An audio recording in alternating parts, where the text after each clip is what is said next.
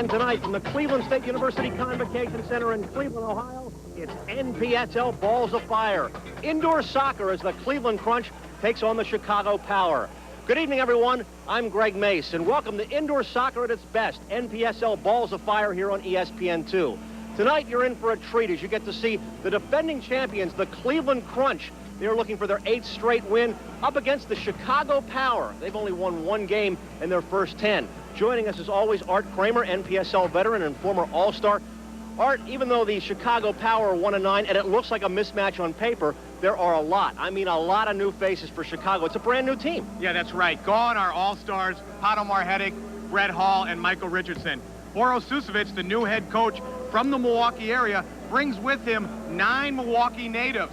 And there you can see that, including the trainer and assistant coach, Rob Dorschner, who's not listed there. One of the guys that we're going to be looking at tonight is Tony Senna, who was drafted #1 by Cleveland last year. Senna's gotten off to a good start with 12 points in his first 4 games. Be interesting to see how the big man does against a team that drafted him first last year. And this team is very young. They're very, very enthusiastic, and they've got to be going up against the Cleveland Crunch. One of the best teams in the history of indoor soccer. Hector Marinaro, who set an assist record, is on the field tonight. But his partner, Zoran Karic, who's missed a couple of games with an injury, is going to miss the game again tonight. That's right, but does it really matter whether Zoran's in the lineup or not? The last 2 games without Zoran Karic, the Crunch has won by a combined 23 points. Hector has a great supporting cast. This entire Cleveland team is very, very strong. They are looking for their 8th straight win. The Chicago Power is hoping to bounce back after a very, very difficult start. You're in for a treat. Some great scoring combinations here coming up. It's NPSL Balls of Fire, Chicago and Cleveland. Coming up next on The Deuce. This holiday season,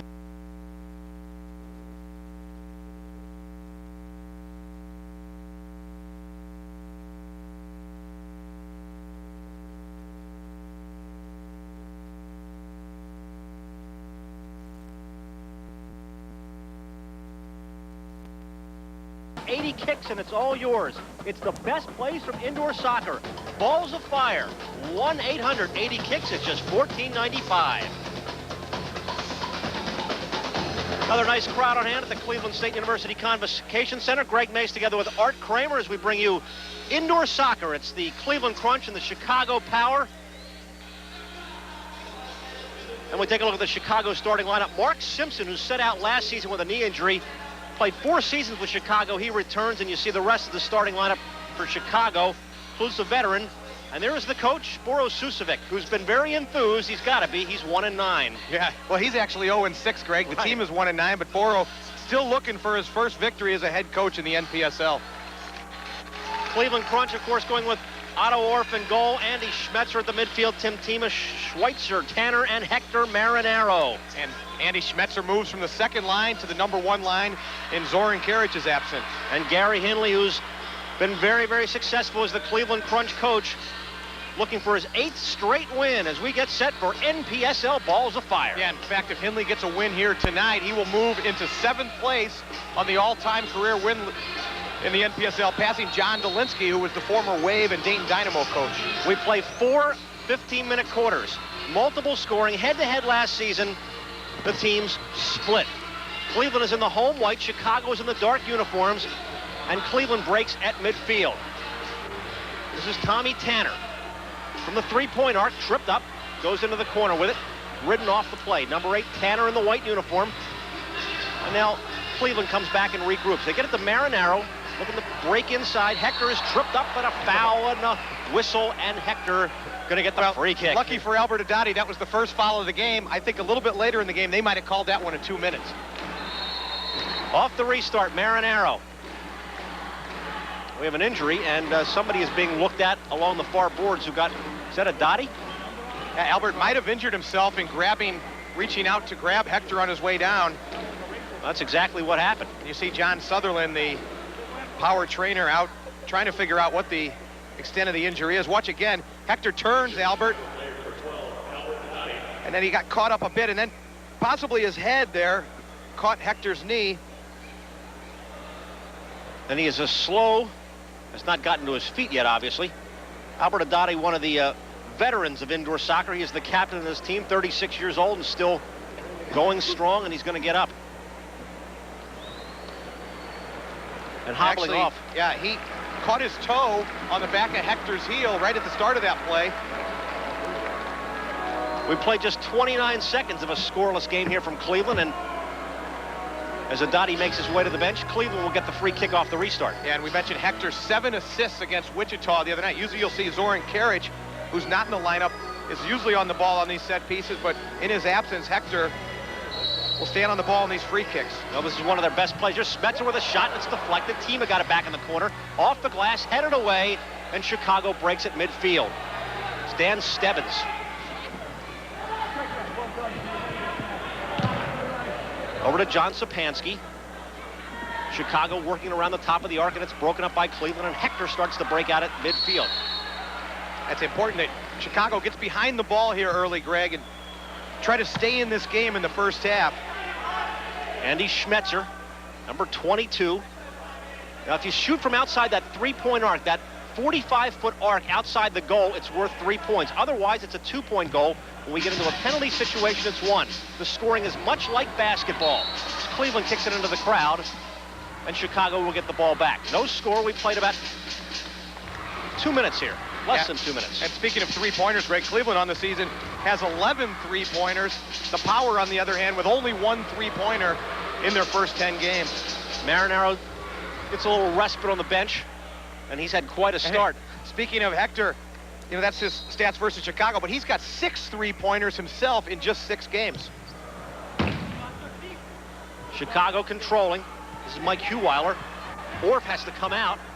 Remember, the goalie can only play with his hands inside the box, and that's what Otto Orff does. Otto Orff has a big arm and throws it deep downfield. Henry Gutierrez, broken up by Simpson. Glenn Carbonera in the white. Over to Henry Gutierrez, number 10 for Cleveland. Centering pass, nobody was there, and Chicago starts back out at midfield. Good double team that time by Steve Snow down in the corner. It's important that the Chicago forwards help out defensively by coming back to double team the Cleveland forwards. Brian Balashka, number 2 for Chicago. Over to Mike Heweiler. You'll see the Snow brothers. We'll talk about them. They are the top scorers on this team out of Indiana, who's won today, as a matter of fact, in college soccer to advance to the finals against Virginia. Yeah, Kenny Snow, the man that you just saw running the ball, 2-time Herman Award winner in college for Player of the Year when he was in Indiana in the late 80s. Here comes Cleveland, the midfield. Serembides, number 18, outside the three-point arc. Gutierrez out to Drugicevic. He's got Oscar on the back of his uniform. Oscar is celebrating his 10th anniversary today. He's been married for 10 days. All right. Oscar came up big in Zoran's absence the last game. 2 3-point goals for Drugicevic. Cleveland still controlling. Serembides shot it into the corner. Another rebound, a shot goes wide. Serembides gets it back through a screen, went wide again. And into the crowd, and we have a player down, and it is Matt Gary. Yeah. Well, a tough start for a couple of players, Adati and Matt Gary. Matt Gary down on the field. He is being attended to. We just started the first quarter. It's Chicago and Cleveland, and we're scoreless. It's NPSL Balls of Fire on the Deuce.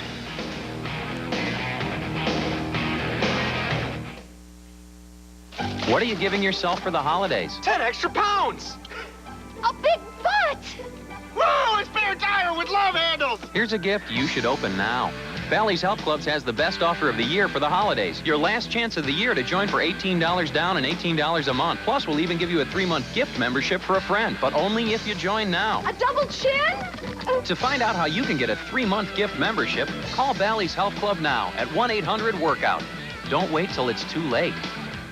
Do you know me? You may not recognize me without my hair. I'm Cy Sperling, Hair Club's first client. And since 1968, I've helped thousands of men with thinning hair. If you have thinning hair, this booklet is something you should have. It covers transplants, weaving, fusion, minoxidil, and proper hair care. So call our toll-free number now to get your free booklet. You saw the difference it made for me, and look what it did for our clients. So call our toll-free number now to get your free booklet. Greg Basehart Kramer, Cleveland State University Convocation Center in Chicago, has held Cleveland scoreless, which is quite a feat. There is hockey. Wayne Gretzky has organized a team, including some of the best hockey players in the National Hockey League, to play several exhibition games in Europe. during the NHL lockout. Grant Fuhr, Marty McSorley, Paul Coffey, the great Gretzky, Brett Hull, Mark Messier, and Steve Yzerman. Just a partial list. It's all tomorrow, 7:30 p.m. right here on the Deuce. Same-day coverage from Sweden as they take on a group of players from Sweden. So there is hockey. Despite the lockout, you'll see it right here on the Deuce. Right now, you are seeing indoor soccer from Cleveland as Mark Simpson for the Chicago Power twirls it way downfield. Tommy Tanner, number 8, got it back to his keeper, Otto Orff. And Orff tosses it downfield for Hector Marinaro with a cross pass. The shot wide by Schmetzer. He got a couple of shots, and then Simpson came up with it, works it back the other way. Here is Stebbins. Dan Stebbins has it broken up by Tima, and Orff comes out of the box. And Marinaro goes to midfield, couldn't get it back. Here's Senna. John Sapansky. Chicago in the dark uniforms. And it's broken up by Cleveland. Here's Hector. If he gets a step, he gets a break. Didn't get the ball back. Yeah, Chicago would be smart here just to keep possession of the ball for a period of time, Greg. One of the best ways to stop a team from scoring is not to let them have the ball. Sapansky couldn't get a step. There's a shot that was wide by Dan Stebbins. The ball goes up way in the air. Hector comes there with it. Whistle on a foul is called against Gambatis. Now they're going to call it against Cleveland. Into the crowd, we'll get a restart. Yeah, especially on the road. If you can keep some sort of possession every shift, boy, that's a great way to neutralize the home team. Sapansky, cross field, and Cleveland gets it back. No switch. Played 4 minutes of the first quarter. And you look at it from sort of the goalie's perspective as it comes into the corner. Marinaro pushed, and a pretty apparent foul there by Jim Harkness. Well, sometimes that's what you got to do to the great Mr. Marinaro. I guess when you're 1-9, they're not going to penalize you as much. That's another time from behind. If it's from behind like that, it should almost be 2 minutes. Hector off the restart. Here's a shot deflected in front. Schweitzer couldn't get it. Schweitzer gets it back, and it goes into the crowd. Smart play by Schweitzer, though, to let that restart roll past the three-point arc to shoot the three-pointer. Good play by Chicago to step up in front of that shot and block it. This new three-point arc has lent itself to a lot more shooting. Yeah, that's right, but surprisingly, points are down this year, about a point a game on the average, but I'm sure as the season wears on, we might see that rise. Remember, it's multiple scoring here in the NPSL. The ball comes to midfield, and here comes Tommy Tanner. He's got Marinaro on his left. Tanner, number 8, works into the box. Ball's deflected. Cleveland still controls. Boy, nice block that time by Balashka. Hector Marinaro without his partner tonight. Zoran Karic out of the lineup with a sprained knee. Tommy Tanner, number 8. Back to Hector Marinaro. Marinaro wears number 21. He's in the white for the Cleveland Crunch. See, that's where Chicago's got a double team down here. You see Snow come in on the backside. Now Schmetzer got the ball, and now Tanner will get it off the restart. Nearly 5 minutes have gone by, and we've yet to have a score. So Chicago trying to stay in here early, and they have done that. One thing they got to do is eliminate the free kick opportunities for the Crunch. This is the third Crunch free kick here in the first 5 minutes. Here's Hector, gets it across to Gisevic, who shot it just wide. Another nice block that time by Balashka. Steve Snow, Carbonera gets it, number 2, and it's cleared out by Chicago, but not yet as it's dumped back into the corner. See the first quarter scoring for both these teams. Here's Marinaro trying to get it back. Tried to back foot it there and didn't work, and Chicago breaks. Here's Ken Snow with a shot and a save by Orff. A nice move by Kenny Snow, though, to cut the defender. Tanner's got a break for Cleveland. Tommy Tanner got to wait. Had a 1-on-2 and had to wait. Tried to cross it across the box, and it's broken up. And here comes Ken Snow at the midfield for Chicago. See, 1 against 4 there. That's where Kenny Snow should just back it out. Dragicevic, number 7, takes the shot. Nice save by Simpson, cut down the angle. Dragicevic got it back into the corner. Dragicevic still controlling, rebound, goes just wide, and Ken Snow clears it out and is tripped up, and Chicago will get the free kick. We saw Snow just earlier there, Greg. He's dribbling against 3 defenders. He was the only guy going forward. That's the time to put your foot on it, back it out, keep possession of the ball. Cleveland has scored the least amount of points if you do comparative points in each of the quarters in that first quarter. They are a great team. They start a little slow in the first quarter, as do many teams. You just kind of get a feel for each other. Dan Stebbins controls in the corner. He fouls Dragicevic, who will knock it back to Otto Orff. Yeah, I think we were saying last week, the league as a whole is like 16-27 when the team that scores the first goal, so don't put much stock in that stat. Well, nobody's scored yet. First quarter from Cleveland, and Chicago controls. Here's Tony Senna. We've talked a lot about him. Goes far side to Haddadi, but it's broken up. Here's Brad Young with a shot. Goes just short. Carbonera gets it back from outside the three-point arc. Chicago breaking it up. Carbonera gets it back at midfield. Glenn Carbonera, great defender, number 2. Goes far side, Brad Young. We're scoreless in the first quarter. And Chicago just dumps it back in. Here's Orff having to come out, broken up. Play is loose. Shot goes just wide over the glass by Tony Senna. Good challenge that time by Senna. Luciano shaking his head there. He had to come out and try to head that ball because he was outside the box. Chicago's already committed 6 fouls, and that's the way they're going to slow Cleveland down. Yeah, but they need to make sure they commit those fouls in the offensive half of the field. Remember, it's multiple scoring. A goal here would be worth 2 points from inside that three-point arc. Gutierrez. Andy Schmetzer. Back out to Tommy Tanner. Back to number 22, Schmetzer. Cleveland in the white. Gutierrez tripped up, no call, and here comes Chicago. Not yet. Schmetzer got it right back. Tried to drop it to Tanner. And Scott Kreitmeyer broke it up. Schmetzer right there on it. Over and back, an over and back foul. Over and back violation. You cannot kick it back to the goalie over that yellow line. You see the guy on the ball there, Scotty Kreitmeyer. Boy, he is smooth on the ball. Great outdoor player. Hasn't really proven himself yet indoor. Shot it just wide. Haddadi puts it back into the box. Then Tim Tima comes out. The Iron Man, Tim Tima, all-time leader in games. That's a guy that has proven himself indoor. In fact, co-player of the week in the NPSL. He's played 11 seasons in the league. The first time he's won player of the week honors. Schmetzer is tripped up, and there's a blue card. So we'll get a shootout. That's 3rd time's a charm, Greg. That foul wasn't as bad as the earlier ones, but from behind and got the man. Well, now you're going to see one of the most exciting plays in indoor soccer. The shootout. One player, Hector Marinaro, will get 5 seconds to get off a shot, possibly 2 against Mark Simpson. And we've seen Hector enough times in these situations. He likes to just push it once and then go over either the left or right shoulder of the keeper. Simpson hasn't played in a couple years. Maybe he hasn't seen Hector. And he was talking to the referee about just clarifying the rules. You're right, he has not faced this situation. It's Marinaro against Simpson for 1 point. Here's Hector. Shot it wide. Well, Cleveland has done Chicago a favor, Greg. That's the 3rd ball that they've missed the target with from close range. Schmetzer had one early on. And watch again. Simpson did a good job of not charging out too quickly. I think that might have messed Hector up a little bit. Watch again, trying to go over that left shoulder. Just sliced it a little too much to the left side.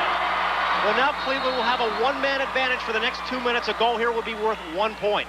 Marinaro drops it to Schmetzer in the corner. Back to Marinaro. Hector over to Tommy Tanner. There you see the Cleveland power play. Schmetzer. Tommy Tanner in the corner, number 8. Cleveland in the home white. Deliberately setting it up. Schmetzer to the top of the box, broken up nicely by Chicago. A whistle on a foul, pushing. Oh, tough call there, boy. It looked like a good tackle by Carenza.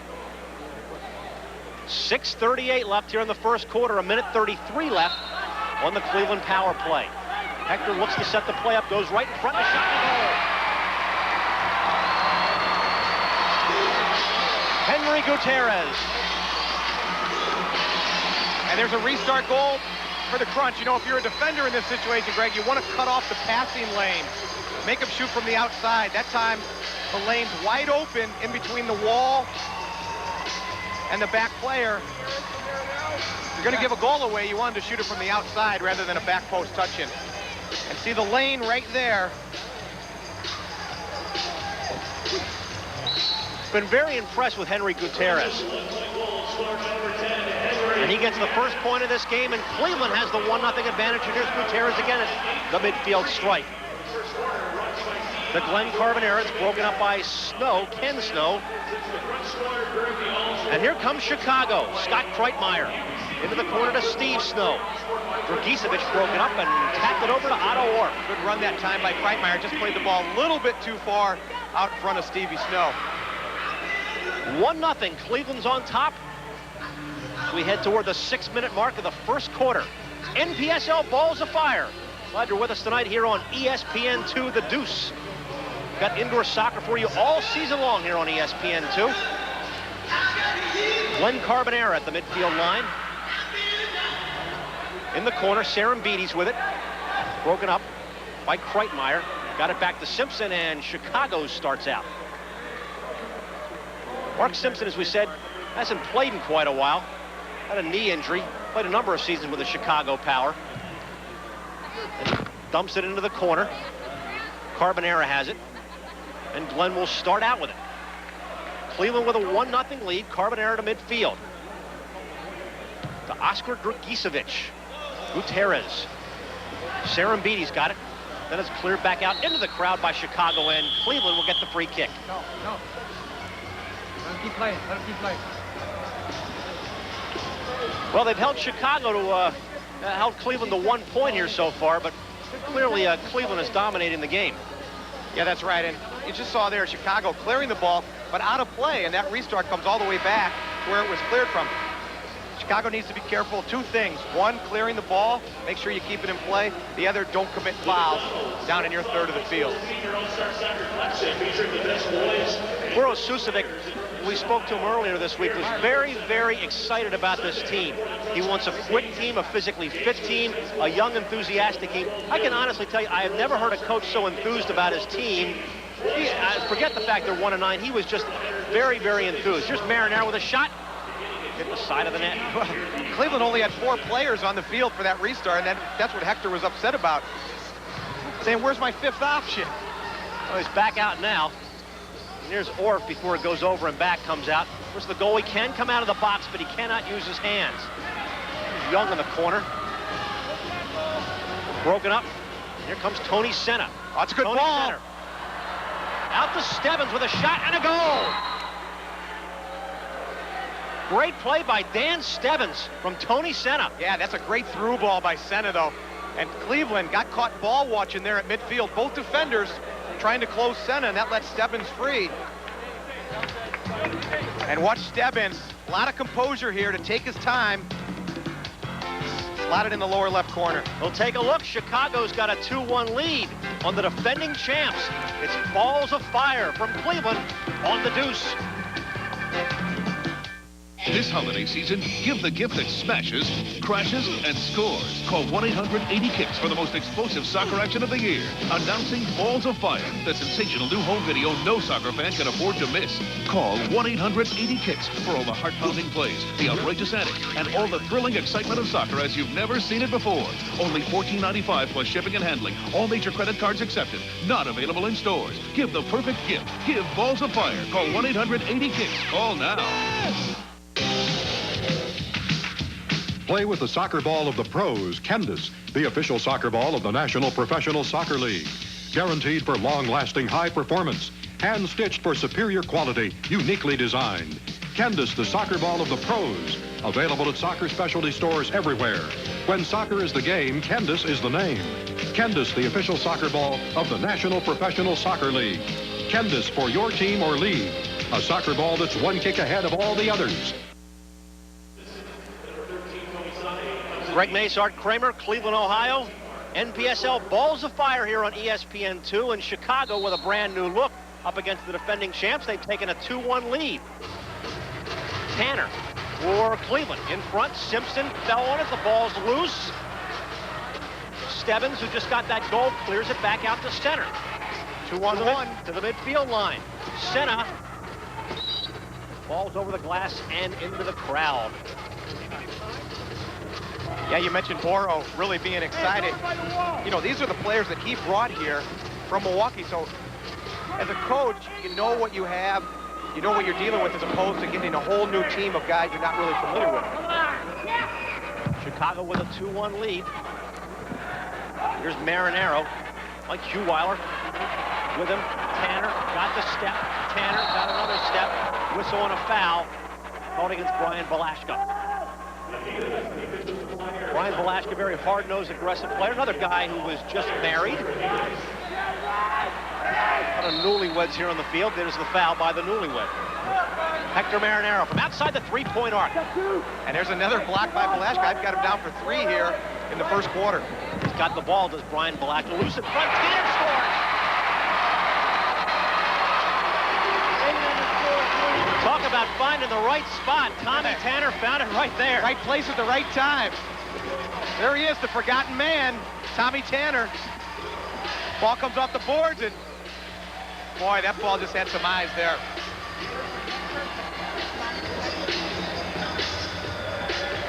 Perfect placement, Art. Yeah, not a whole lot Simpson could do. So Tommy Tanner gets his 6th goal of the season. And Cleveland has a 3-2 lead. Gutierrez, Balashka broke it up. Mike Huweiler, number 5. It's it over to Scott Kreitmeyer. Kreitmeyer for Chicago. Serembides tried to break it up. Kreitmeyer got the step, takes it to the corner. Kreitmeyer tried to center it, and number 7, Dragicevic, breaks it up. Kreitmeyer doesn't even look like he's going that fast, but somehow finds a way to slide through you. Mike Huweiler into the corner, centering pass, and Snow couldn't get his foot down on it. Chicago's starting to control a little bit in their own end, but you got to watch for this breaking Cleveland Crunch team. They stopped it again. Huweiler, the Olympian out of Virginia. Yeah, Huweiler in his first NPSL game. Tough task to be called upon to mark Hector Marinaro. Comes in with some good credentials, but it's a lot different game inside. Terra double-teamed.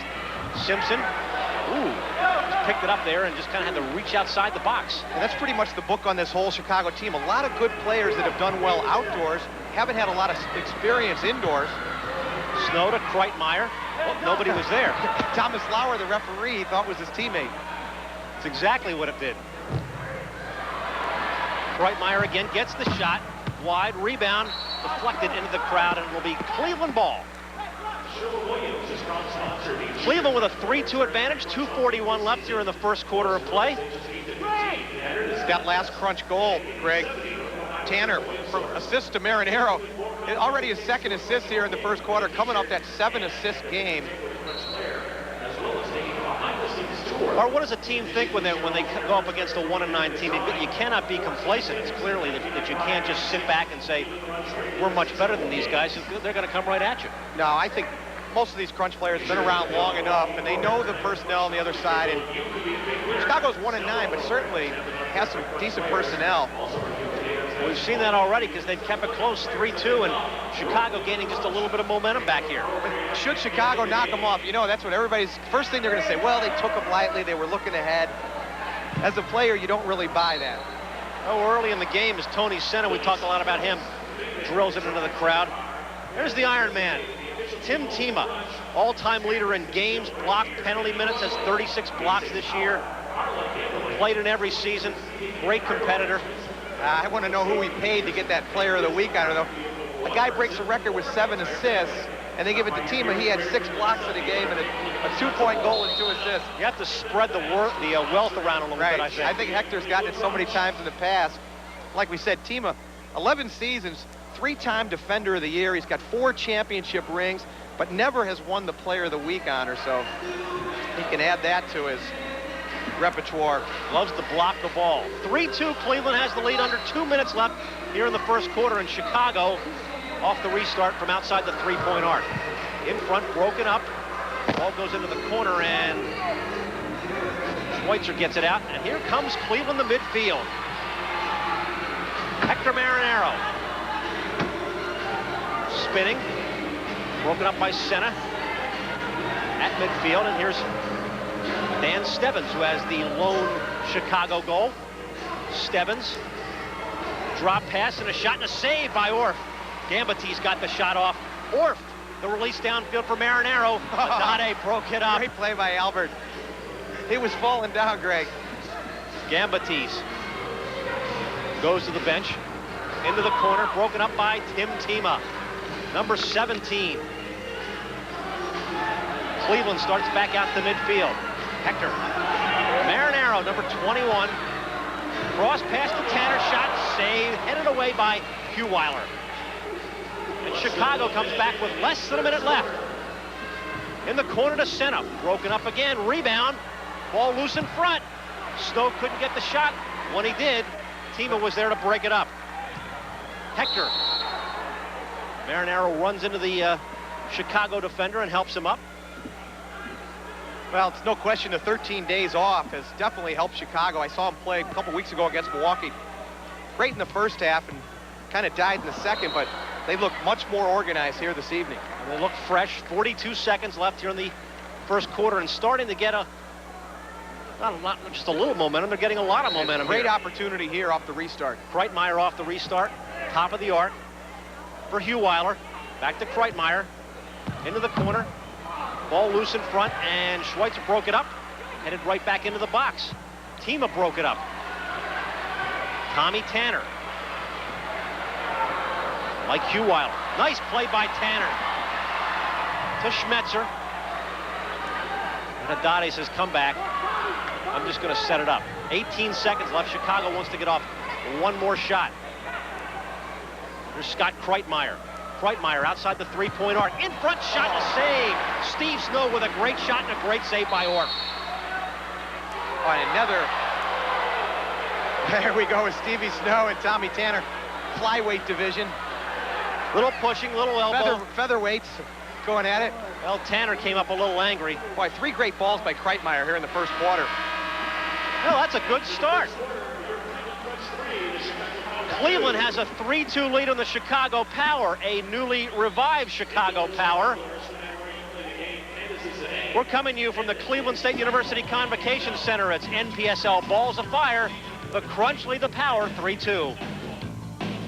This holiday season, give the gift that smashes, crashes, and scores. Call 1-800-80-KICKS for the most explosive soccer action of the year. Announcing Balls of Fire, the sensational new home video no soccer fan can afford to miss. Call 1-800-80-KICKS for all the heart-pounding plays, the outrageous antics, and all the thrilling excitement of soccer as you've never seen it before. Only $14.95 plus shipping and handling. All major credit cards accepted. Not available in stores. Give the perfect gift. Give Balls of Fire. Call 1-800-80-KICKS. Call now.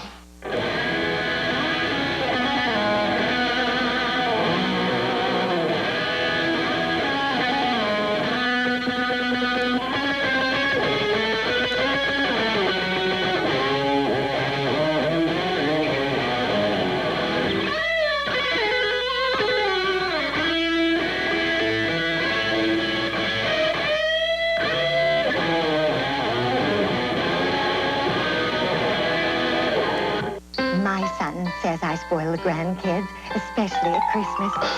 Sure, I've been going to Burger King to get him all those great Disney glasses. But I didn't get him every glass. There's still a Lion King, and the movie's back in theaters now. So I had to get him this one, too. It's just 89 cents. And it's only at Burger King with any Whopper value meal. Okay, so I spoil him a little. I'm a grandma. That's my job. Burger King, get your burgers worth.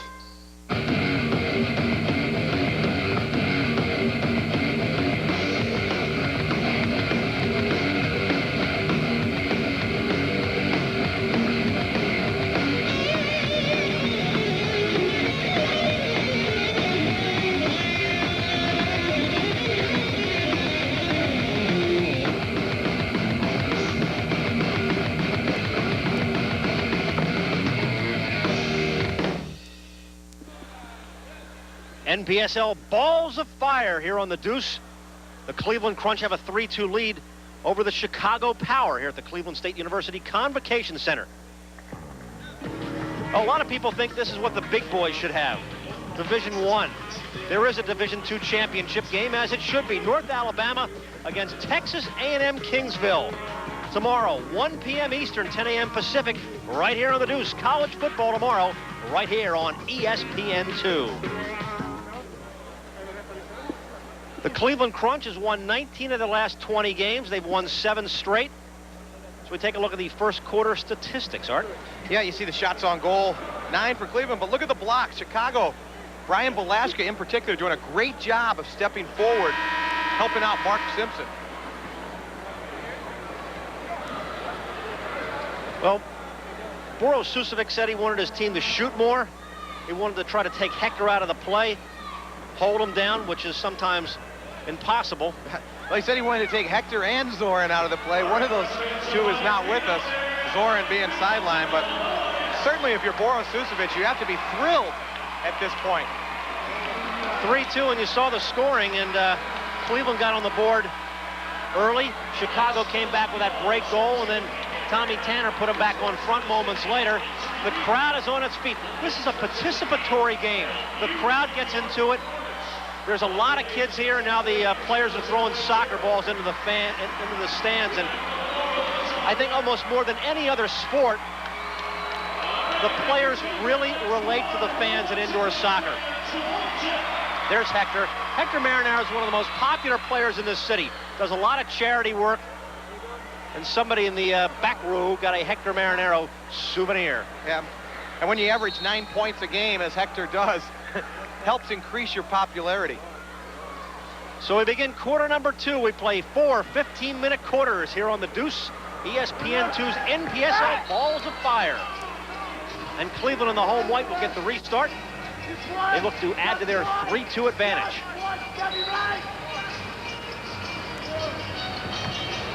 Shoot the other way, obviously, here in the second quarter. You change ends. And Tima will put it up over the glass, and that's down the hall. That's why he's a defender.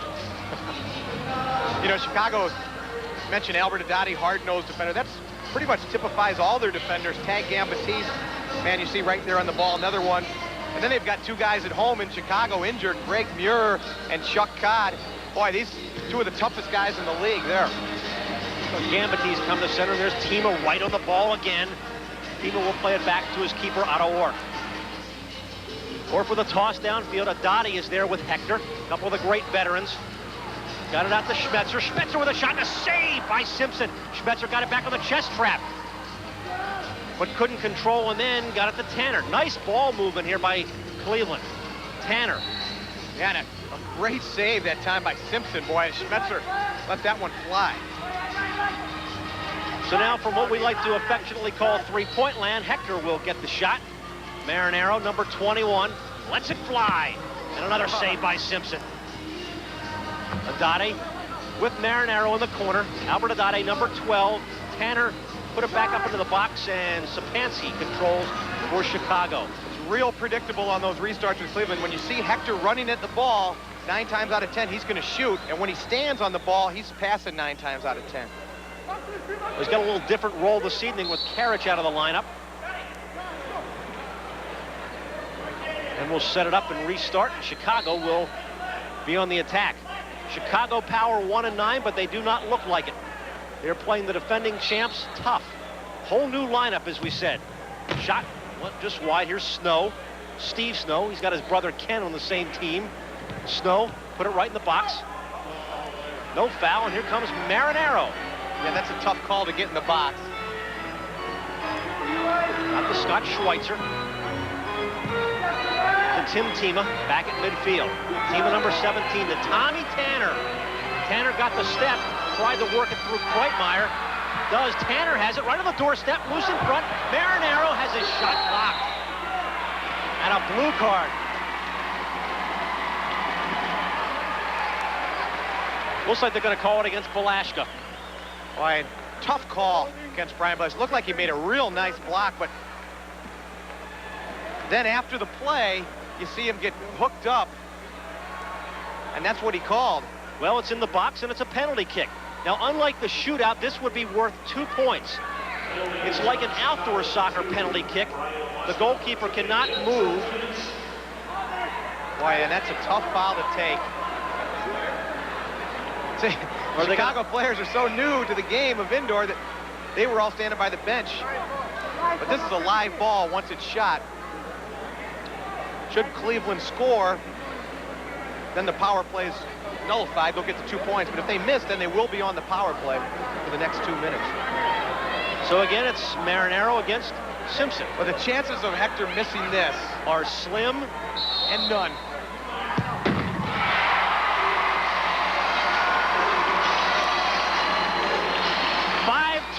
Cleveland.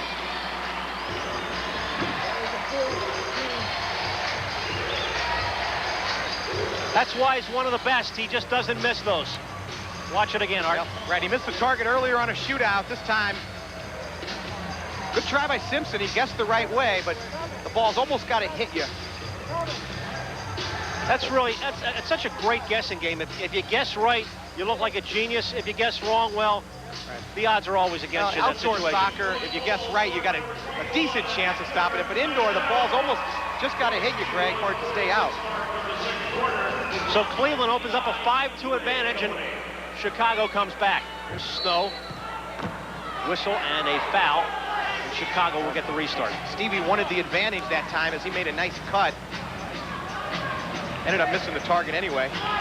Scott Breitmeyer, number 22, will get the restart. Right on the line. Got it back to Steve Snow, former Olympian. Shot it, and it's in the net. And that's a three-pointer deflected. Boy, that's what the doctor ordered for Chicago. Well, a break goal, a fast break goal, and then watch this one. Yeah, watch the deflection off Dragicevic right there. It does not look like it touched another Chicago player. Now Kenny Snow running in front for the screen. Great play by Kenny Snow. He won't get any credit in the point totals, but a nice screen there for his brother. And that ball deflected off the Cowboy, Oscar Dragicevic. And we're tied. Well, what a crazy game. Some crazy goals, and it's 5-5. I think you've seen almost every kind of a variety of goal tonight here in the first quarter and a couple of minutes. So Steve Snow gets the three-pointer, and suddenly we're tied at 5 apiece. This game's been a lot of fun so far. There's Mark Simpson, the keeper for Chicago. The power on the attack.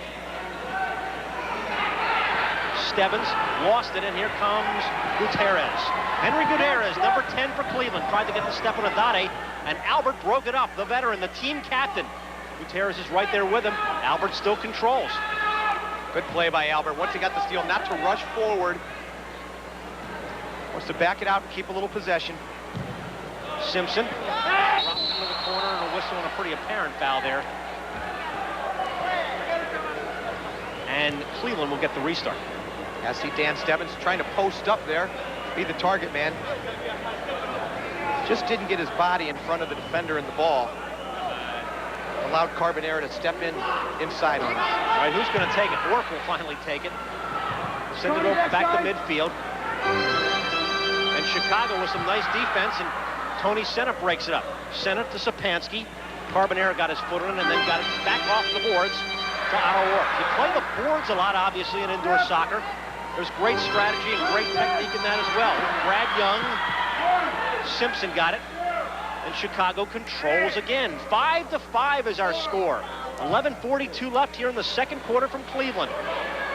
The crunch in the white, the power in the road black uniforms. Len Carbonera drops it in front. Serembides and Simpson had the fall on it. Brad Young was right there, and Simpson got it out. Went off the back of Breitmeyer's foot. Well, that was planned, Greg, as a back heel.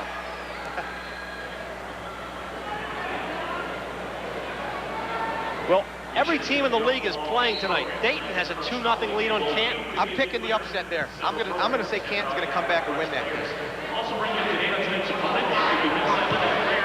And Detroit has the early lead on Harrisburg, 2-0 at the farm show in Harrisburg. We were taking a look at your listings. Originally, we were supposed to bring you the Dayton-Canton game, but we changed here to the Cleveland State University Convocation Center, so you're getting to see what's turning out to be a very, very good matchup. Yeah, Chicago's done fantastic here. Good patience on the ball. They look comfortable. Blocking shots in front of Simpson. Tima tries to get it to Marinaro. The ball's loose in front, and Snow comes away with it. Ken Snow to the midfield line. Tanner wrote him off the play, and we've got a blue card. Well, we're calling him tight. Wow, it actually looked like Snow got the elbow up. They're gonna, looks like they might call on both of them. They did raise the card twice, and now there's gonna be a 5 minutes added on for someone. Well, the officials over at the bench discussing the situation. Thomas Lauer, Rich Grady, and Mark Delcor are the officials. When we come back, we'll shoot it out. We'll keep it right here. We'll go. I mean, 2 or 3 elbows by Snow. There's no question about it. Well, we're going to keep it here, and we're going to shoot it out. This is Scott Kreitmeyer for 1 point against Orff. He shoots, and Orff blocked it.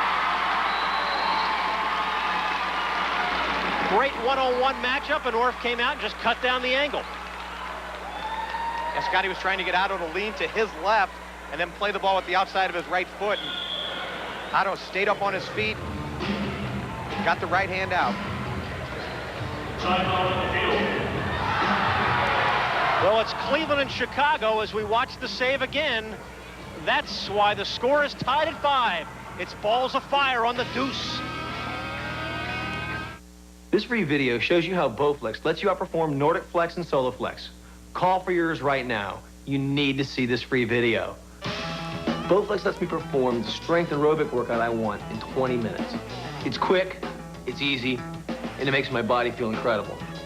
There's simply nothing else like it. You can change the amount of weight you're using by adding more power rods. The cable pulley system accommodates 64 different exercises. It's even backed by a lifetime warranty. If you're like me, and at first you looked at machines like SoloFlex and Nordic Flex, you've got to see what Bowflex can do for you. It simply produces results. Call right now for this free 15-minute video. It will show you exactly how Bowflex will let you outperform SoloFlex and Nordic Flex. You'll be surprised at how effective Bowflex really is. If you want to see the easiest, most effective way of exercising at home, you need to see this video. It's absolutely free, so call for yours right now.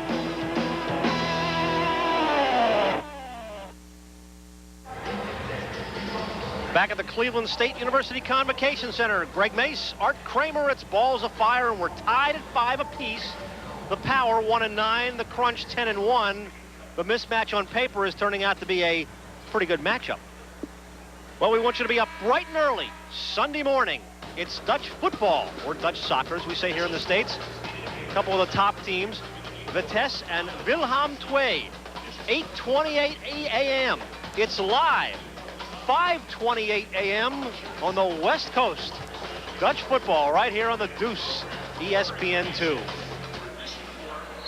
Some of the top scorers in Dutch football or Dutch soccer. No. Those two guys are the top scorers? Let me look at them. No. This is a kid's game. Kids love this game. Tommy Tanner has picked up 2 separate 5-minute misconduct penalties. And that hurts. Well, he's going to be off the field for 10 minutes. Right now, Chicago's got a power play of 2.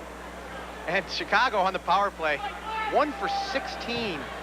Last in the league with a 6% average, well below 37%, which is the league average. Well, they've risen to the occasion so far, to use an old cliche. Let's see if they can do it again.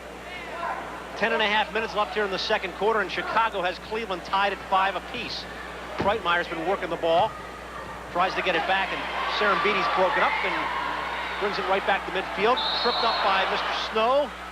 And that's a smart play by Serembidi's. When you get the ball and the man down, one of the best places to take it is to the boards, where there you can either waste time or draw a foul.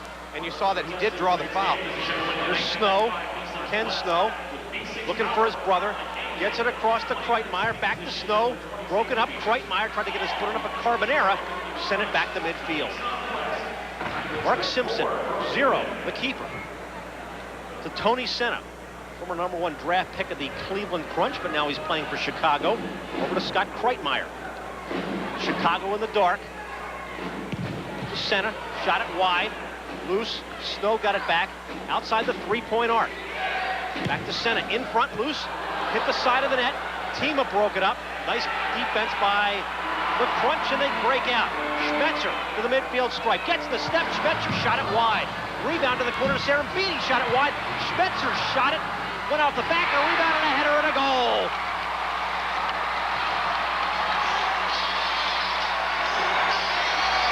And you see, Greg, that's the problem with having 5 forwards on your power play. Is the fact that none of them are very good defenders. And Zarambidis looks like he's down, maybe possibly a collision with Simpson on the header. Let's watch it again. Watch persistence by the crunch. And that ball deflects up in the air. Oh, and he got a boot right there in the head. Well, he might have taken to the stomach or possibly gotten the wind knocked at him. What a spectacular goal when he paid the price. Let's take a look from this angle. And watch Stevie Snow come up high with the foot. Ooh. Well, it looks like the foot went high into Tim Serambidis. Cleveland takes a 7-5 lead on the Serambidis goal. 9:25 left in the second quarter of play. It's Balls of Fire, the defending champs, in a battle with the power. This holiday season, give the gift that smashes, crashes, and scores. Call 1-800-80-KICKS for the most explosive soccer action of the year. Announcing Balls of Fire, the sensational new home video no soccer fan can afford to miss. Call 1-800-80-KICKS for all the heart-pounding plays, the outrageous antics, and all the thrilling excitement of soccer as you've never seen it before. Only $14.95 plus shipping and handling. All major credit cards accepted. Not available in stores. Give the perfect gift. Give Balls of Fire. Call 1-800-80-KICKS. Call now. Play with the soccer ball of the pros, Candace, the official soccer ball of the National Professional Soccer League. Guaranteed for long-lasting high performance. Hand-stitched for superior quality, uniquely designed. Candace, the soccer ball of the pros. Available at soccer specialty stores everywhere. When soccer is the game, Candace is the name. Candace, the official soccer ball of the National Professional Soccer League. Candace for your team or league. A soccer ball that's one kick ahead of all the others. Serambidis on his feet, heads to the bench. Tough way to score a goal, and it's like he's checking his dental work there. Yeah. Shorthanded goal given up by the Power. That's the second shorthanded goal they've given up, and they've only got 1 power play goal to their credit. So, well, they're really struggling on the power play. Well, they're still on the power play, and the shot goes into the corner. Snow tried to get the rebound, and a shot and a goal. Scott Kreitmeyer. Great strike that time by Scotty boy, and that would have been a 3-pointer had they not been on the power play, but anytime you're on the power play, you only get credit for the 1. Watch it again, outside that 3-point line, and beautiful strike that time by Scotty Kreitmeyer. Spot of the corner. That is perfect placement, Art. Yeah, he's had a fine game here early on. He's could have 3 or 4 assists by now. Great start for Scotty. He's got a goal and an assist here. So Chicago sticking right with the defending champions. 7-6, Cleveland's on top. And this refreshed, revived Chicago team is doing what Boro Susevic wanted them to do. Play tough, stay in the game, and they're being very competitive. And Chicago actually has scored more points on the road than they have at home this year. They've scored 60 on the road for a 12-point per game average, and at home struggling with just an 8-point per game average. So the road has been good to them offensively here. Now Mark Simpson clears it into the box. Juan Carranza tries to get it. Schmetzer clears it to midfield and heads it down for Hector with a shot and a goal. Oh, gosh. Hector Marinaro. Well, I'm sure Hector will tell you his timing wasn't exactly perfect on that one. He was caught leaning back and couldn't get the power on it. But enough to beat Simpson here. Watch again. Takes the touch, and then he wants to hit it there. He's got to lean back. But to his credit, he did hit the target. Simpson caught a little bit flat-footed. Well, you're seeing a wide variety of scoring, to put it mildly, this evening. Every kind of crazy combination I think you could have seen in indoor soccer you've seen here in the first couple quarters. Right. And, you know, without Zoran in the lineup, you have to make sure that you have an idea where Hector Marinaro is at all times. And that time, Hector standing alone about 10 feet behind the defense, had time to bring that ball down and find the target. And Marinaro gets credit for the 2-point goal. Marinaro in 6 games already has 22 goals.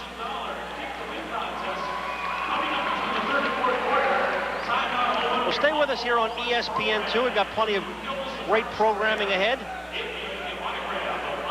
including Sports Night. Susie Culver, Stuart Scott, my old buddy Bill Pito. 60 minutes worth of great sports. Sports Night Saturday, college hoops, and the usual stuff. It's Saturday, 6 p.m. Eastern, live right here on ESPN2. And if you're watching us for the first time, somebody's house, somewhere else, you don't have ESPN2, call your local cable operator and tell them you want ESPN2 so you can catch all the great NPSL Balls of Fire games and the rest of the great programming on ESPN2 all year long. Greg Nasart, Kramer from Cleveland.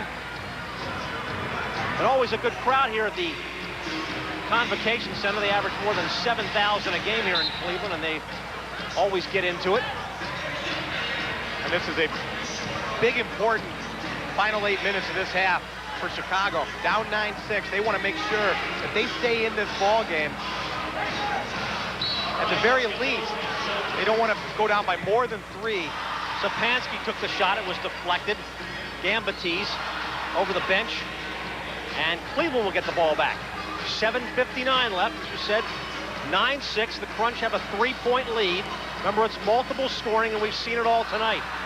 1 point on the penalty, 2 for a regular goal, and 3 points from outside the arc. Gambatis controlling. Out to center to Senna. Senna at the midfield line. Tripped up. Or Senna was right there with him. And that's a good idea of the pace of Tony Senna. Although he lost the ball, showing some great stuff down the right side. Wes Seacrest on for his first shift to Tima. Hector goes up with the ball with Gambatis, and it goes into the crowd. Hector Marinaro, number 21, along with Todd Gambatis. Todd Gambatis not only is a soccer player, the man right there, he's also a stockbroker.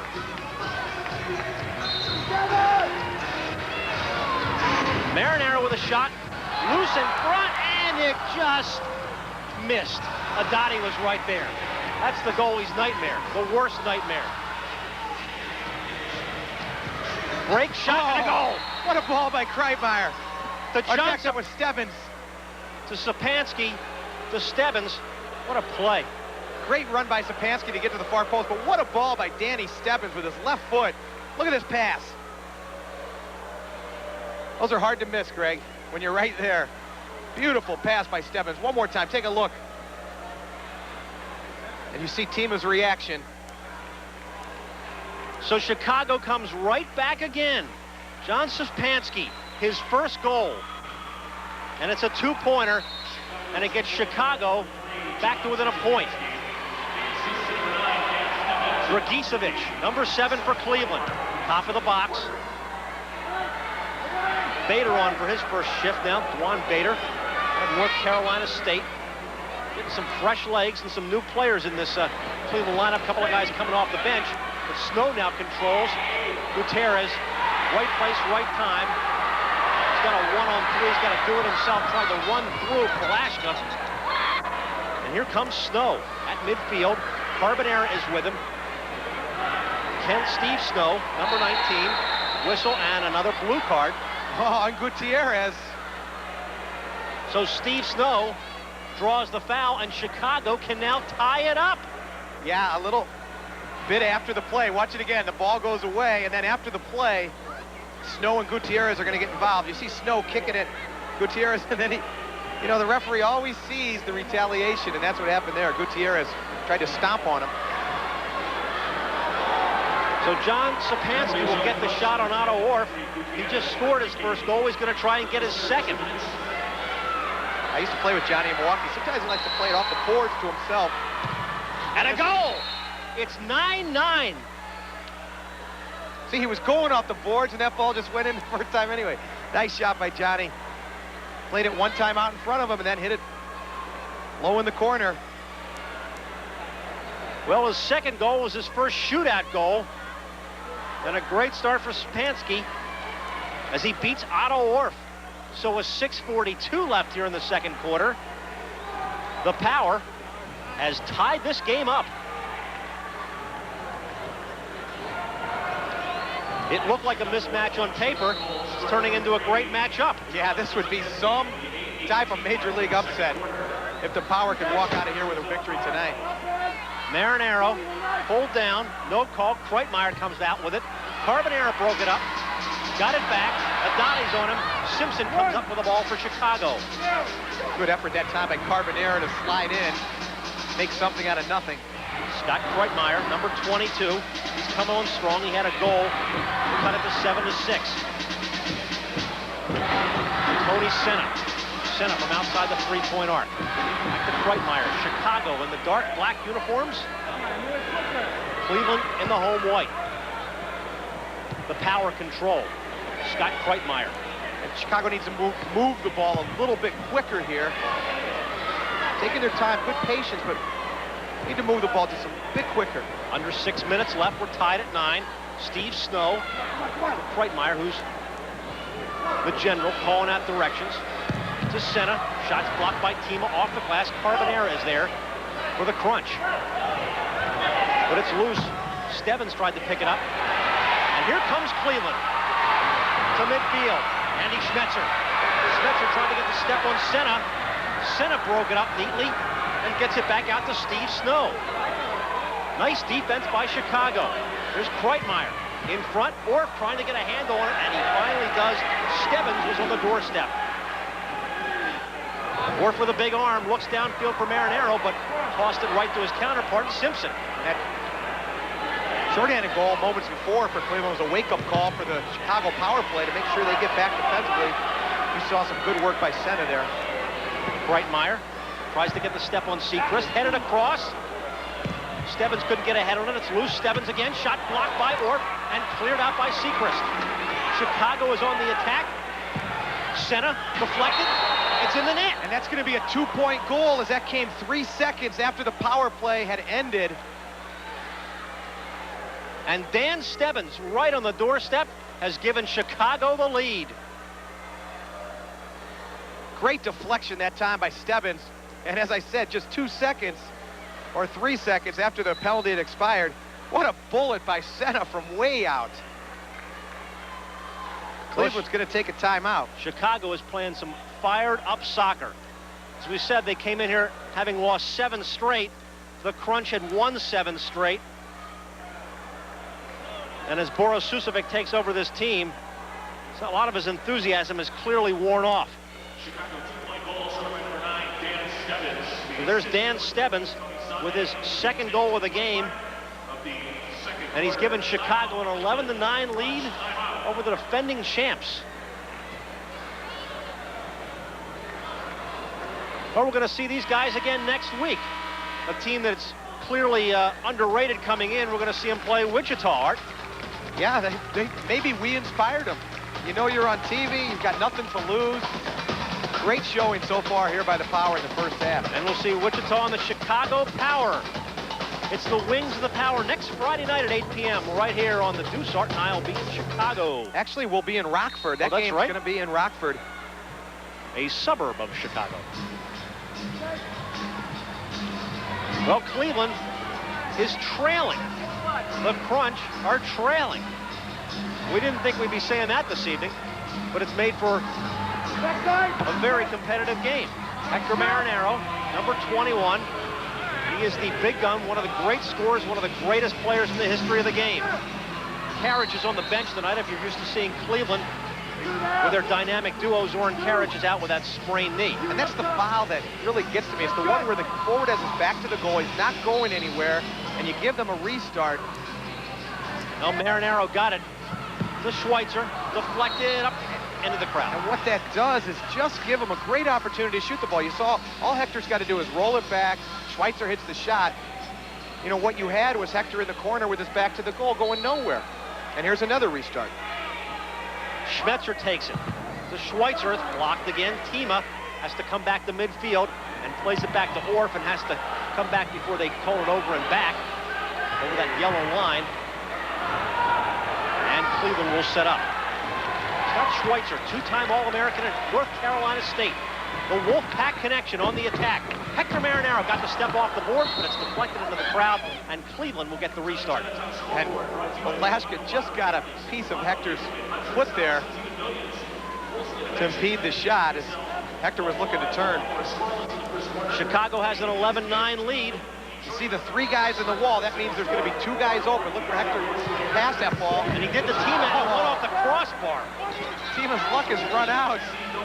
As he deflected the one earlier, and then that one off the crossbar. The one that Adati pulled off the line.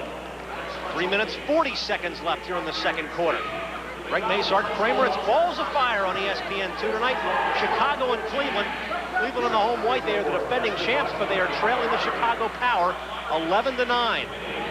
Cleveland looks a little disorganized here, and Chicago's going to get the ball back. Well, that's where you usually see Zoran Karic on the top of that power play. Certainly is affecting him on this one.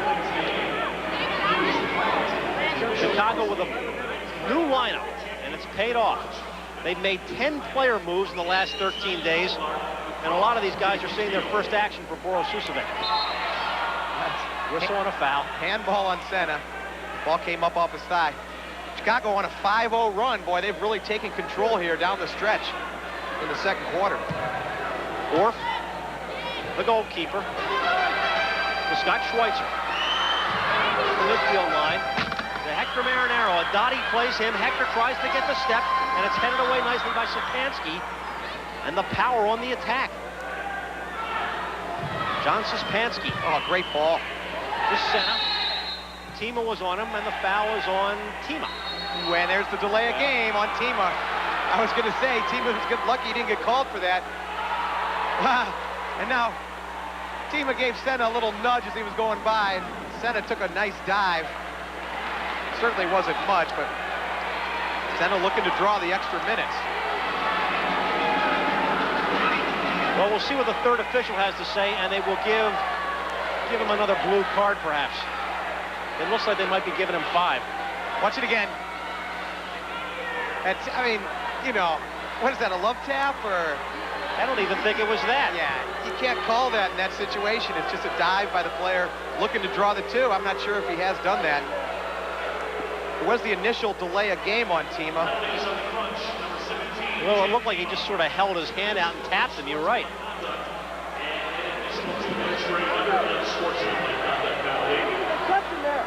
Well, a couple of unsportsmanlike conducts on Tim Tima, who's also the all-time leader in penalty minutes in this league. Actually, the first one, I would have thought would have been for delay of game.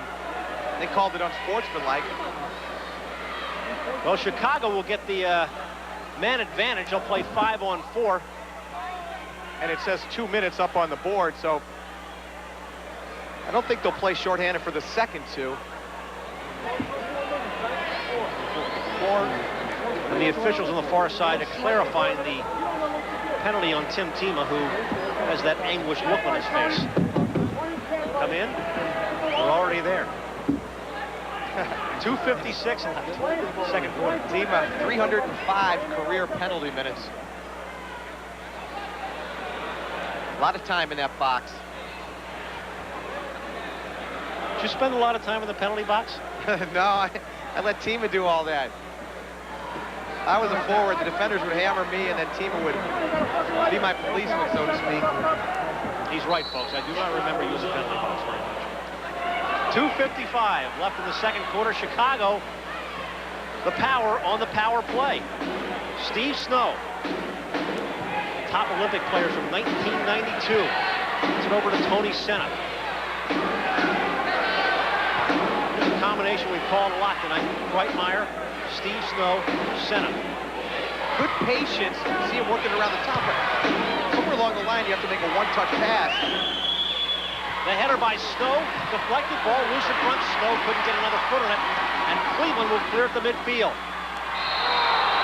Sarambini tripped up, and there's a blue card. And now Stevie Snow's got to be careful that he doesn't say anything that's going to result in a 5-minute. Boy, the way Chicago's power play has been going, they do have a goal on it already here. As you see the...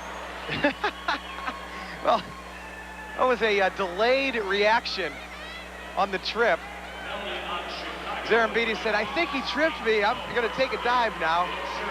Sometimes there's some good acting here. Exactly. But that's part of the game. But you're almost wanting to decline those penalties if you're Chicago. Marinaro against Simpson and Hector. A little half effort there, and just it looked like he was just trying to chip it over Simpson and couldn't get it down. He was just trying to chip it up there. See, that's the great thing about stopping the first one is now you have the shooter's number. If he scores the first one, he probably sticks with something along the same lines. As it is, Hector 0 for 2 tonight on the shootout. That would have been worth 1 point. We have 2 minutes, 19 seconds left in the first half. Chicago has an 11-9 lead. And both teams are going to be even for the next minute 23. Actually, it's going to be a little longer than that. And then Chicago will go back on the power play. Marinaro, because of Tima's 4-minute penalty. There's Marinaro with a bullet that went off the facade there, and it'll be Chicago ball. Looks like Chicago's got Cleveland a little frustrated out of their normal game plan. Comes Senna to the midfield line, waiting. Chicago controlling. Senna for Stebbins on his left. Doesn't find him, goes to the corner. Carbonera rides his man off the play, and Orff dives out, waits, controls, and gets it out to Schmetzer. Andy Schmetzer gets the step, goes to his right, pulled down by Senna, no call, and Chicago comes back. Here comes the power, Stebbins. Dan Stebbins, left side to Kreitmeyer. Chicago will just come back and set up. Minute and a half left. The power from Chicago has the lead on the front from Cleveland. Top of the box, Stebbins getting close up here, just in front of us. Art and I are right here in the middle of the crowd, and you can sense everything that's going on. 4-on-4 here. Minute 27. This would possibly be a good time for Boro to take a timeout and set up a restart. Well, Kreitmeyer's at the top of the box with Senna, along with Ken Snow on his left. Ken Snow will take the shot. Marinaro deflected it over the glass, down the hallway. Chicago gets the ball back. And now they're going to have a restart about 3 feet closer than the last one. Teams are playing even here for the moment. On the restart, Kreitmeyer had it blocked. Senna can't play it back. Senna has to come back to midfield. Marinaro is right with him. Senna gets the step, broken up, and here comes Cleveland. Marinaro has to wait. Lost it to Stebbins. And Chicago with Tony Senna to Kreitmeyer. Nice tackle, but Stebbins got it back. Three-pointer, top of the glass. Carbonera heads it back to Orff. Kreitmeyer's down, and this is going to allow Cleveland to have a break. There's Hector with a shot. Wide, Hector rebound, waits, shoots, and scores.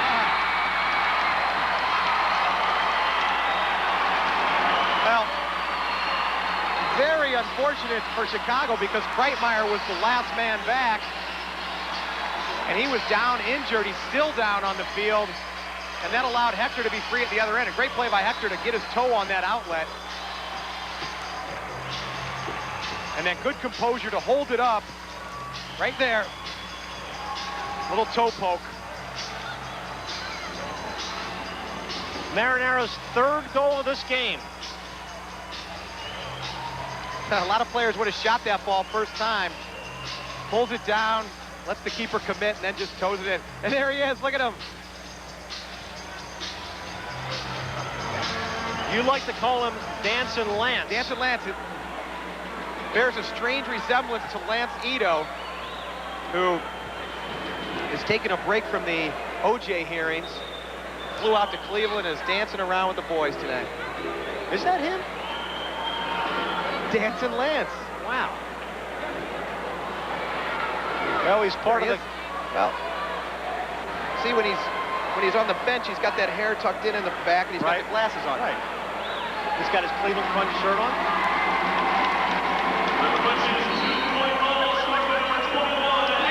Well, he enjoyed the two-point goal from Hector Marinaro, whoever he is. And we were tied up at 11 apiece. We go to the final minute of the half. Told me that's Dancing Dan. Dancing Dan, in fact, is his real name. Simpson handed the right to Serembides. 30 seconds left in the half. Tied at 11. Gutierrez for Cleveland. Henry Gutierrez, number 10 for the Crunch. Gets it across to Serembides. Back to Gutierrez. Went off his foot over the glass into the crowd with 20 seconds left. We're tied up 11-11 here from Cleveland. We go into the locker room at halftime. If you've never seen what goes on in the locker room in terms of the coach talking, you'll hear Gary Hindley, and I'm sure he'll have a lot to say to his team. We've got some great highlights from around the NPSL, so stick with us. He might not be talking. Might be yelling a little bit. Dottie, check it, Senna, loose in front. Ward came up with it, and he's just going to hang on. Well, a great first half, one that we did not expect, but one that has turned into quite an indoor soccer game. Boris Susevic takes a look at his team. He's got to be ecstatic, not only playing on national television, but to be tied with the defending league champions. Cleveland heads for their locker room. Boris Susevic has a couple of words for Tony Senna. Go inside, Tony. Relax. Put your feet up. Tied at 11. Well, a good first half. We've got a lot coming up at halftime. Stay with us. Cleveland, Chicago, tied at 11. Stand by. Halftime is coming up, and Sports Smash right here on the Deuce. Stay with us. This holiday season, give the gift that smashes, crashes, and scores. Call 1-800-80-KICKS for the most explosive soccer action of the year. Announcing Balls of Fire, the sensational new home video no soccer fan can afford to miss. Call 1-800-80-KICKS for all the heart-pounding plays, the outrageous antics, and all the thrilling excitement of soccer as you've never seen it before. Only $14.95 plus shipping and handling. All major credit cards accepted. Not available in stores. Give the perfect gift. Give Balls of Fire. Call 1-800-80-KICKS. Call now. The all-new Subaru Legacy looks beautiful against a photographer's backdrop, but its true beauty is best seen against the elements. Subaru all-wheel drive is the ultimate safety feature. It reacts instantly, transferring power automatically from the wheels that slip to the wheels that grip. So you can safely weather even the worst of weather. The all-season, all-road, all-wheel drive Subaru Legacy. The beauty of all-wheel drive.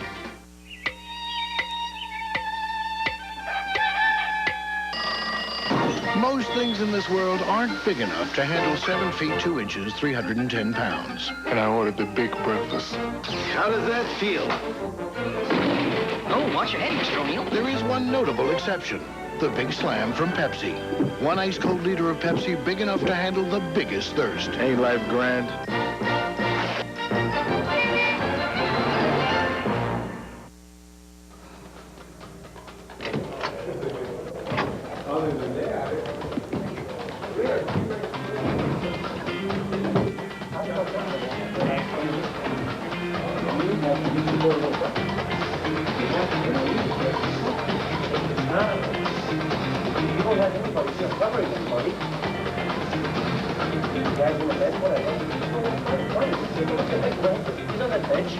Keep your eyes on Hector. Keep him in the march will come out. If he doesn't come out, it's no problem. No problem. Then we play 5 versus 4. Because he might hesitate. We play 5 versus 4, then it's no problem. It's no problem whatsoever. But I do not want for them to sneak up. Boris Susevic telling his team to keep their eyes on like Hector Marinero. But he's got to be very happy. They're tied at 11 apiece. Now we're going to take a look at some of the best plays of the week from indoor soccer as we go around the NPSL. Whichever court is third or fourth court on that one. The next thing is it's a physical game.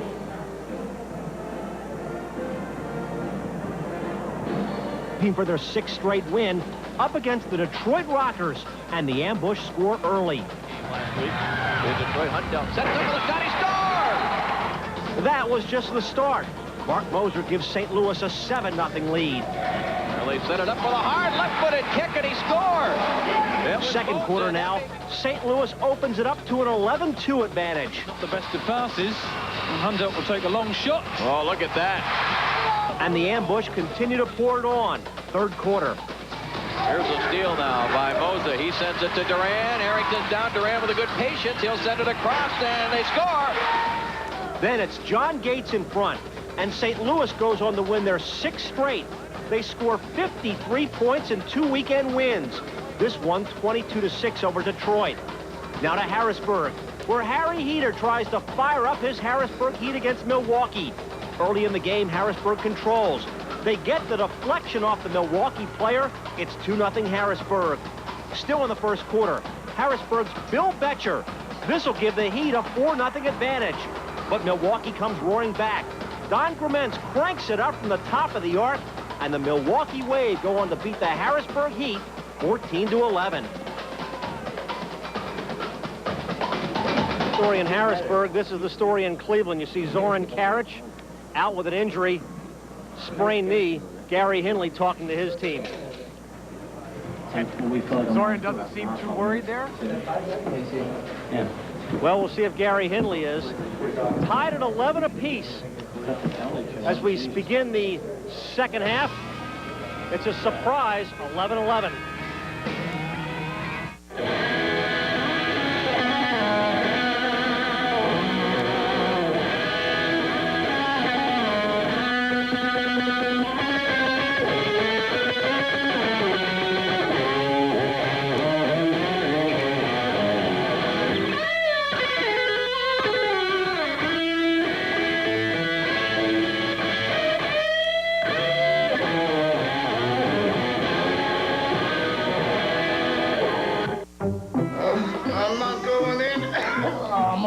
Deathbed here.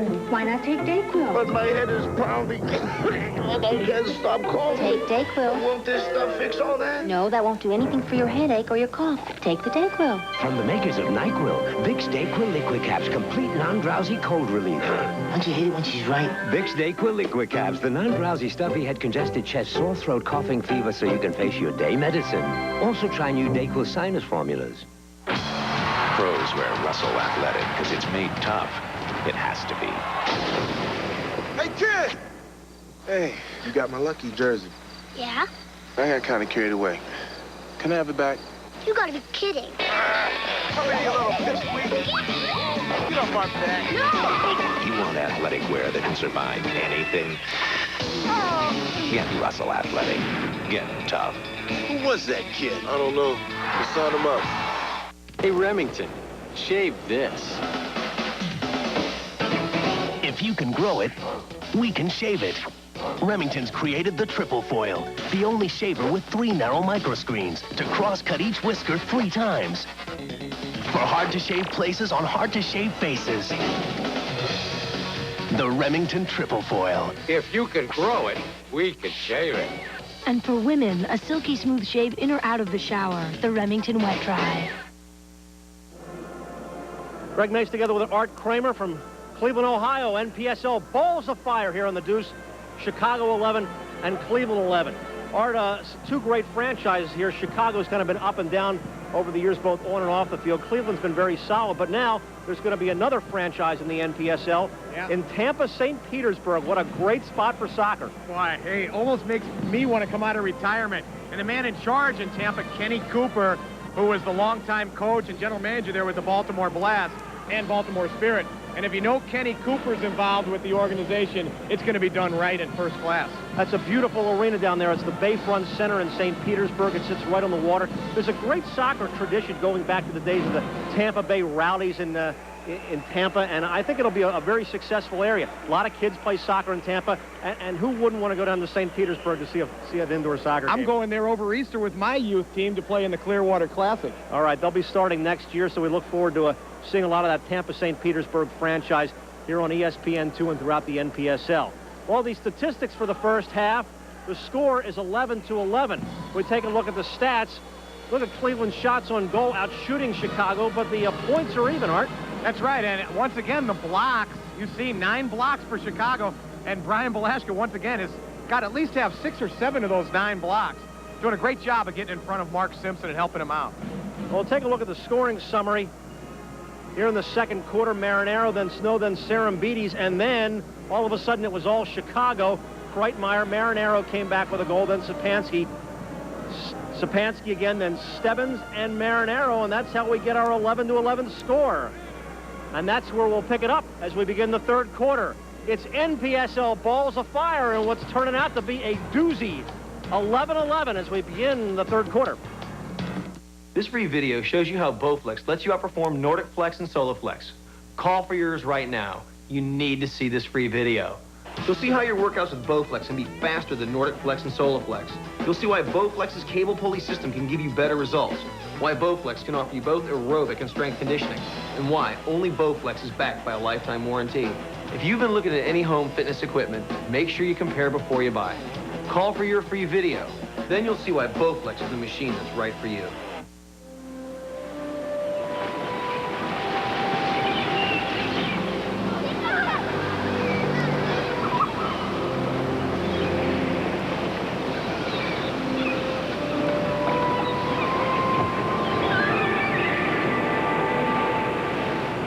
Honey, pinch me.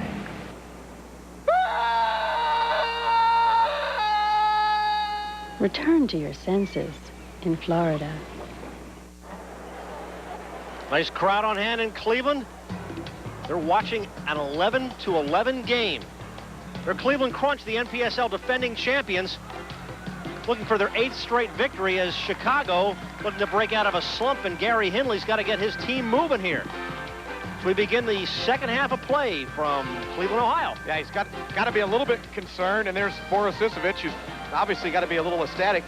But the third quarter, Greg, is where Cleveland has just dominated this year. They've outscored their opponents. You see the out-of-town score. They've outscored their opponents 62-27. There's Canton. I told you earlier. Art picked the upset.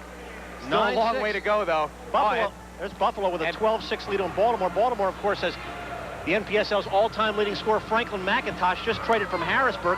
Harrisburg, with their two new players, Tariq Walker and Steve Boardman, have a 7-5 lead. And that is an important game for Buffalo. And there you see the top two teams in the other division, St. Louis and Milwaukee. 2-1 St. Louis on top, and Kansas City leading Wichita, that was, wasn't it? Right. But that's a big game for Buffalo, because they're 3-6 in that division. They need a win here tonight. Of course, Baltimore plays Harrisburg next week, which will be some game because Franklin will return to the boos of the Farm Show Arena crowd. And Tariq Walker and Steve Boardman will be playing in a Harrisburg Heat uniform. Right now, the Chicago Power playing in the black uniforms, getting the shot on Orff, and Otto Orff comes up with a save for the Cleveland Crunch. 11-11 as we begin the third quarter, and Orff lets it fly to Marinaro. But it's broken up, and Tony Senna gets it. Senna knocks it back to his goalkeeper, Mark Simpson, and Chicago starts out at midfield. And that's going to do it for the penalties. Both teams back up at even strength now as the penalty to team expires. Tony Senna shot it into the crowd. Off the concrete there. The railing in the front row, and it's tossed back over. And Tony Senna, signed by Chicago. He's got 4 goals on the season. Yeah, we mentioned he was Cleveland's #1 pick last year in the draft, and Cleveland in return gets this year's #3 pick in the draft. Otto Orff, 0-0. Headed away, Tima. Got it to Tanner. Tanner finally into the penalty box after serving those misconducts, and he's fouled by Mike Huweiler. So Cleveland having to regroup here. Probably somewhat stunned that they're tied 11-11. Marinaro takes the shot, goes off the glass. Schweitzer got it back, and Chicago breaks it up. Jay Rensick. The Power on the attack. Right side, Huweiler. Pulled down by Schweitzer. Huweiler still on it. And a foul, and Cleveland will get the restart. Borisucevic has gone to a third line here to start this third quarter. You've got Carenza, Rensink, Huweiler, and that's Jimmy Harkness, #11, who's seen his first shift of the game. Schmetzer to Orff. Orff just sends it down to Marinaro, who's at the top of the box, posting up. Hector tries to get the step, can't get it, and here comes Chicago. Jay Rensick. Rensick to the midfield line. Tries to get by Tima. Tima rode him off. And rode him off again. And he got pulled down from behind. And a good shift that time for that third line. Anytime you play your first line of the game, you want to make sure you don't give anything away. Tommy Tanner, #8 for Cleveland.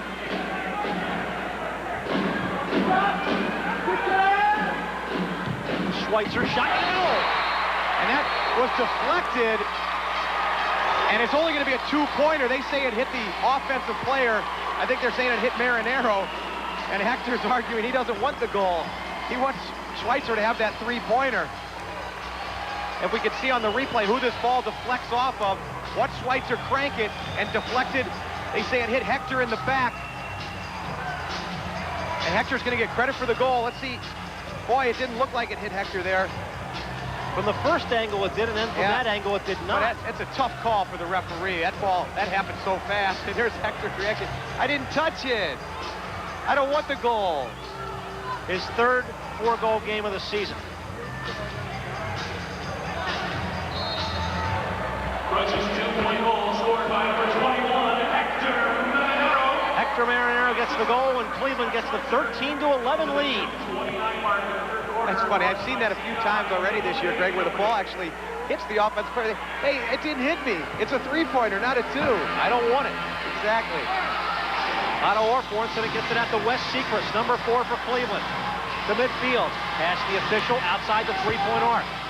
West Secrets now he has to drop it back, and Orf will set it up. Great play by that official to jump up out of the way. That's what you see in the NHL, those linesmen going high up on the boards to get out of the way. You got to be able to run fast and be alert at all times. As a forward, I always hated that. Come on, ref, get out of the way. Gutierrez, Adate, Albert Adate, the veteran, number 12. To Tony Senna. Senna for Chicago. Far side the Gambatees. Just mixing it up here. Serembides for Cleveland. Into the corner, Adate and Gutierrez.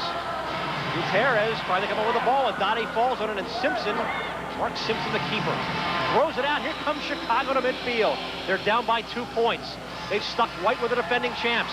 Serembides has Gutierrez on his left. Whistle and a foul, and it will be a Cleveland restart. That first half was the Chicago Power's best first half of the season here. And unfortunately, they give up an early goal to start the third. And we talk about Cleveland 62-27.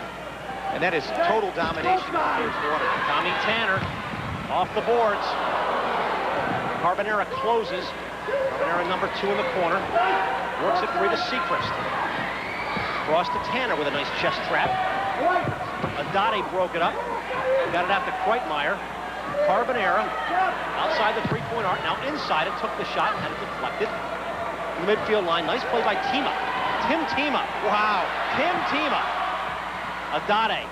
Albert Adate got a foot on it for Chicago. Gets it out to Snow. Ken Snow. To his brother. No call. No call. Andy Schmetzer was right there. Nice defensive Good play. ball by Steve Snow to his brother, and looked like Kenny got shoved a little bit from behind. The Cowboy, Oscar Dragicevic. You cannot fit Dragicevic on the back of his uniform. He just has Oscar, number 7. Tanner tried to cross it. Schmetzer overran the ball. Loose in front. Tanner's right there. So is Simpson.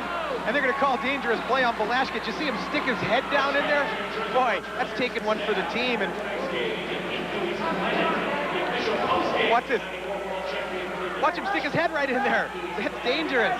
Boy, if Tanner would have hit that shot first time, he probably would have scored. That's the ultimate head ball. That's not advised. You kids at home, don't try that. Hector. Look at the guys in the wall. Faked it. Dragicevic had his shot blocked.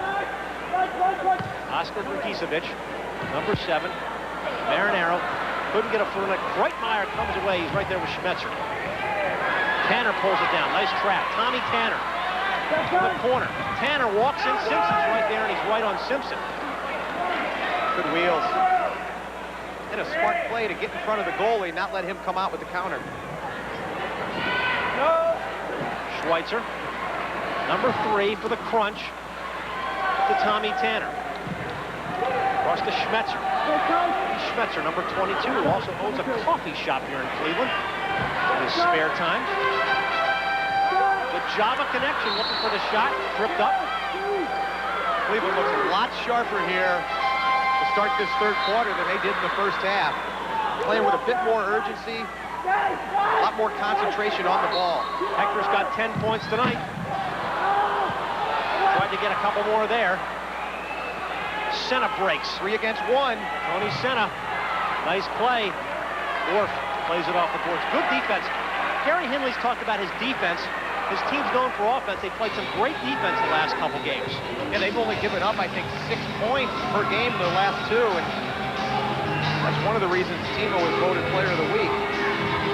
Gambatees. Tim Timo waiting to Hector. Goes cross. Serembides, 2-on-2. Serembides with a shot off the boards.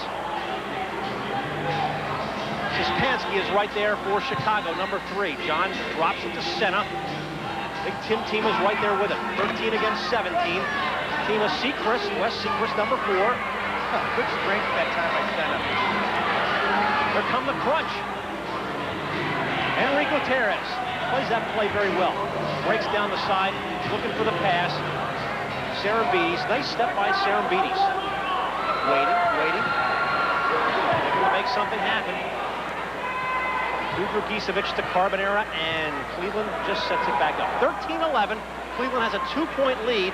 7:50 left in the third quarter from Cleveland. It's NPSL Balls of Fire here in the Deuce. Greg Mace, Art Kramer. Otto Orff. Where's his initials? There you see Gutierrez again. Putting that ball up. Now they're going to call a foul on him for backing in, but something you don't find in a lot of young players is that ability to hold that ball up with their back to the goal. And as you mentioned earlier, Greg, that's something that Gutierrez has done very well.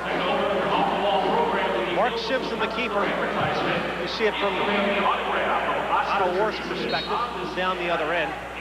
Watch the play develop, and it develops as the ball goes into the crowd. And there you see the other side of it when that ball's laid in. That time, Kenny Snow just trying to flick it on. Well, Cleveland has the only goal of this second half, but it's given them the lead. It was by Marinero. The crunch, up 13-11.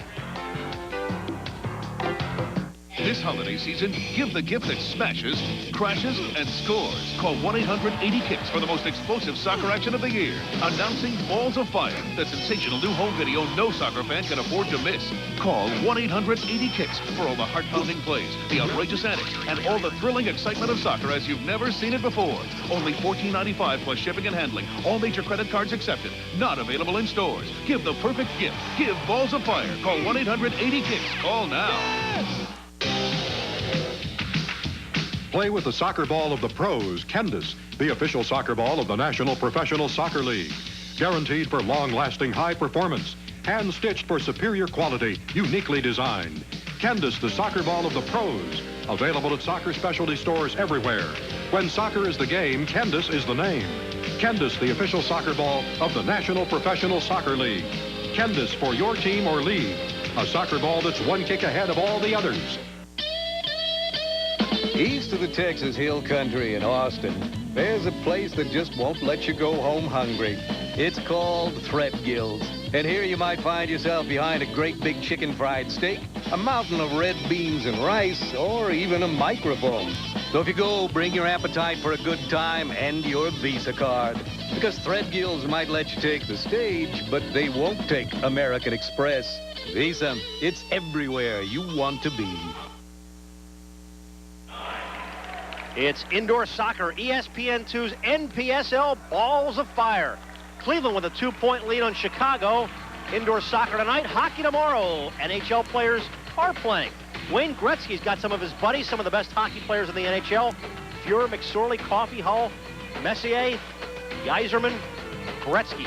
All tomorrow from Sweden, same-day coverage. Tomorrow at 7:30 right here on the Deuce ESPN2. Right, Gretzky said he's even got Brett Hull playing defense for him, which is a major accomplishment. Those guys, some of those all-stars were beaten by the IHL team in Detroit, so I don't think they're not supposed to say that. They were. Was that Fort Wayne that knocked them off? I think it was Detroit beat them. I don't know if it was the same group, but they did win. I think some of these guys obviously just want to stay in playing condition, but they're raising some money and having a good time. Well, everybody here is having a good time. The Crunch, before their home fans, have a 13-11 lead. Yeah, you see the hook there on Marinero and Gutierrez. 11 points between the two of them. Marinero with 10 and Henry with 1. Boy, that's jumping on the end of somebody else's stats there. In fact, the top 3 scorers for the Crunch coming into this game had a combined 164 points, that being Carriage, Marinero, and Gutierrez.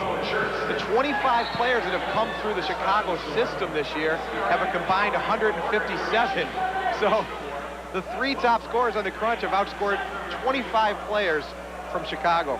Well, you couldn't tell it from tonight. They're only down by 2. Throw all those stats out the window. Marinero from outside the 3-point arc, deflected. Tima tried to get the rebound, and he plays it right back out to Andy Schmetzer. Coming up on the 6-minute mark in the 3rd quarter, it's a tight one. Adade, his team is down 13-11, and Chicago breaks.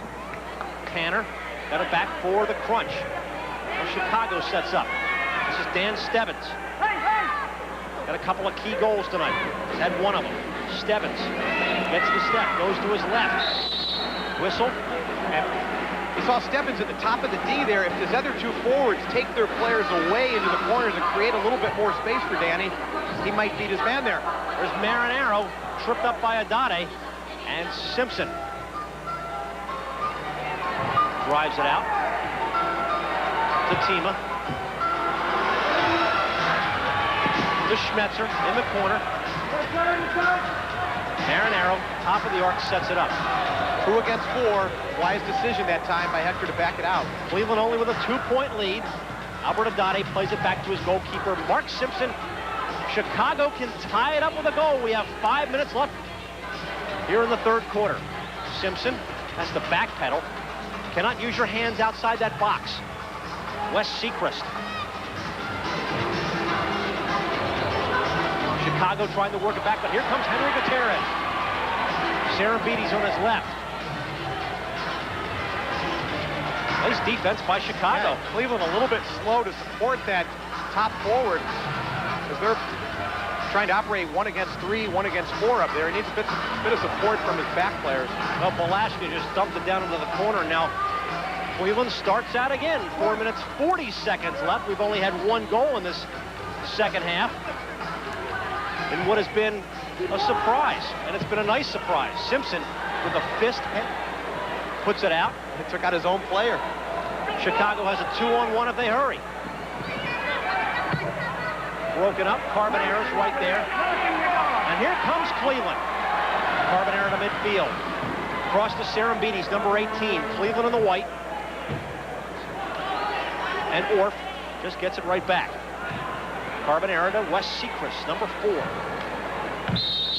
Whistle and a foul. And we'll go right back to Chicago. Both teams, sets of defenders, doing a better job of stepping in front of the forward this quarter. Not allowing that ball into the target man. Albert Adade, the veteran. Been around for a long time. He's the team captain. Send it to Balashka. For Rensick. Jay Rensick trying to get the step, and Rensick's right there at midfield.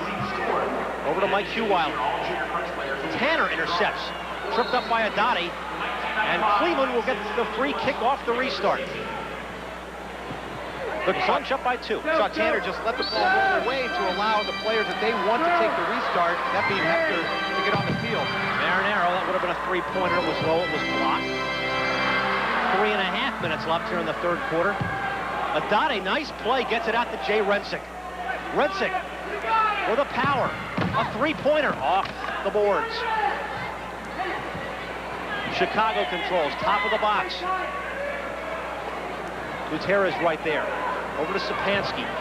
Now Adade sets it up, 3:17 left. Albert Adade. Carbonera. Rukisevich to Tanner. Now kind of just slow, deliberate, setting up. 3 minutes left. 3rd quarter. Only 1 goal in this quarter. And if you're Chicago, you don't mind this one bit, being on the road. Tommy Tanner Patience, waiting. Schmetzer. Nice block that time by Stebbins. Hector takes it in the corner. Hector Marinaro, one of the all-time greats of this game. He's got 4 tonight. Here comes Chicago. Jay Redsick. They just drop it back in. A lot of just slow, deliberate play. It's almost like somebody's just kind of waiting and waiting and waiting. Back to Hector. Have we seen this before? Here's Hector. This is great strategy. Here's Tanner. Gets the step of the shot over the glass. Late inside-out move. The Crunch have a 13-11 lead as we head to the end of the third quarter.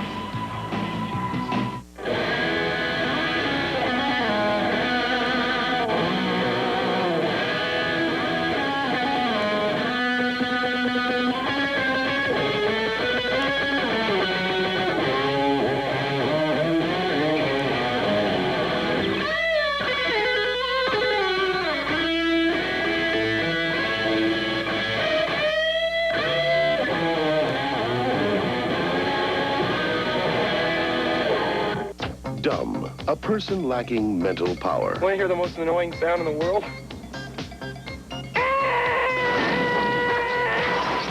Stupid, a person below normal intelligence. Jim Carrey, Jeff Daniels, Dumb and Dumber. I like it. Rated PG-13. Starts Friday, December 16th. 2 minutes left, third quarter, and Chicago is hanging right with the NPSL defending champs. The storyline is simple. Chicago's 1-9, Cleveland is 10-1. Both teams have opposite streaks. The Simpson heads it away, and Chicago's sticking right with Cleveland.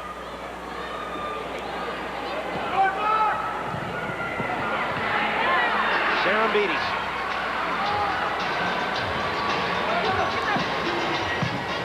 Sarambides drills it off the boards. Schmetzer tried to get a shot. Schweitzer got it right. Shot, oh, off the top of the glass. Tony Senna. Broken up. Nice play again by Scott Schweitzer, but it's into the crowd. Yeah, Schweitzer not bashful. After that earlier shot that got deflected in by Marinaro, really cranking one up that time. Minute 15 left here in the third quarter. It's been somewhat lethargic.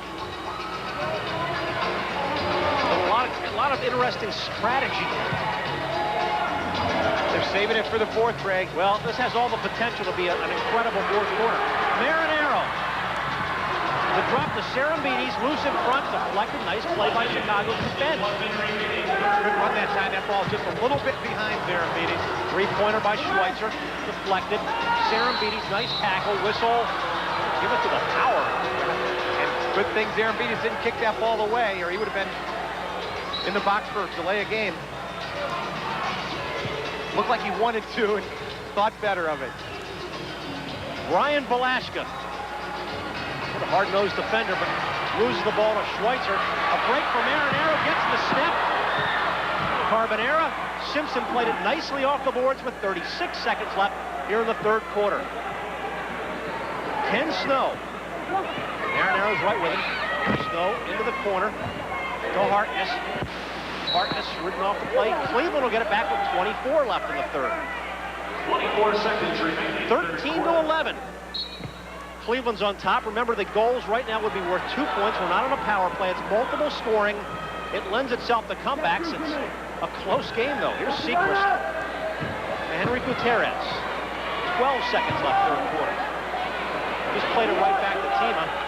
Crowd getting a little restless. And come on, boys, let's shoot. Nobody's going to get another one off as we end the third quarter. Only one goal so far in the first half. It belongs to the great Hector Marinaro. The lead belongs to Cleveland, but Chicago's in the game. 13-11 as we go to the fourth and final quarter. I can't believe it! Dipsy-doo, Dunkaroo! Slam, bam, jam! Hey, fans, there is nothing like the excitement of college sports. And guess what? Now you can get a hot new magazine that's nothing but college sports. Every issue brings you the inside story on football, baseball, hockey, and more. Hey, and does it cover college hoops? Are you serious? Like nobody else. But it's unbelievable, baby. You can get a whole year of college sports for just $12.95. But can you believe it? Call now, and you also get my fantastic March Madness preview free. You'll get the inside story on all the tournament teams, plus my fantastic prediction. This deal is awesome, baby. Call now. Call 1-800-233-0500 for 12 great issues of College Sports Magazine, plus your free Dick Vitale's March Madness preview. And if you like what you see tonight, you'll love NPSL's Balls of Fire home video. Pick up your phone, dial 1-800-80-KICKS. It's only $14.95. You'll love it like this crowd does. It's all the best of indoor soccer. It's a great, fun video to watch. 1-800-80-KICKS. Give us a call now. 13-11, the Crunch have the lead, and the fans here are going absolutely crazy. Won those free little mini balls the fans throw into the stands. I wanted one, Greg, but Tima once again underthrew me. All right. We always keep waving. There's Hector. We have a special guest we're going to talk to here in just a few minutes. We're going to introduce you to a guy we've been talking a lot about tonight. We'll let it be a surprise. Just hang in here with us for a minute. We have a good surprise for you. You've been talking about him. I haven't mentioned his name all night. Shouldn't say it. He's right here. See, now we're really keeping people... Well, here he is. The surprise is over. Zoran Karic joins us, and of course he's out tonight with a sprained knee. Is this game a little closer than you thought it would be? Oh yeah, it is. I mean, I'm really surprised how Chicago played tonight. They play really hard, and you know, they deserve to be there. So. We saw you at halftime in the locker room, Z. What were you telling the guys? Gary was the one who was talking We all saw the time. you were in there first, and then you went and told Gary, listen, Gary, I tell you what to tell him. No, I mean, you know, Gary is the coach, but, you know, I just talked to a couple of guys, you know, just, you know. 13-11, the Crunch, your Crunch have a 2-point lead, and here comes the Chicago Power. This is a brand new Chicago team. They've got a lot of new guys on this team. Yeah, almost everybody except number 12, what is his name? Adadi. Yeah, it's all new guys, and I mean, they really play good. Yeah, what do you think the Crunch needs to do here, Z, in this last quarter? I think everybody has to come back behind the ball and try. You know, that's the key, especially now in fourth quarter. We're up. We got, you know, one goal up, and you know, if you play good defense, and you know, I think Hector can score a couple goals easy. You know. So. Exactly. Play good defense and wait, and when your chances come, then finish. Exactly. Yeah. So.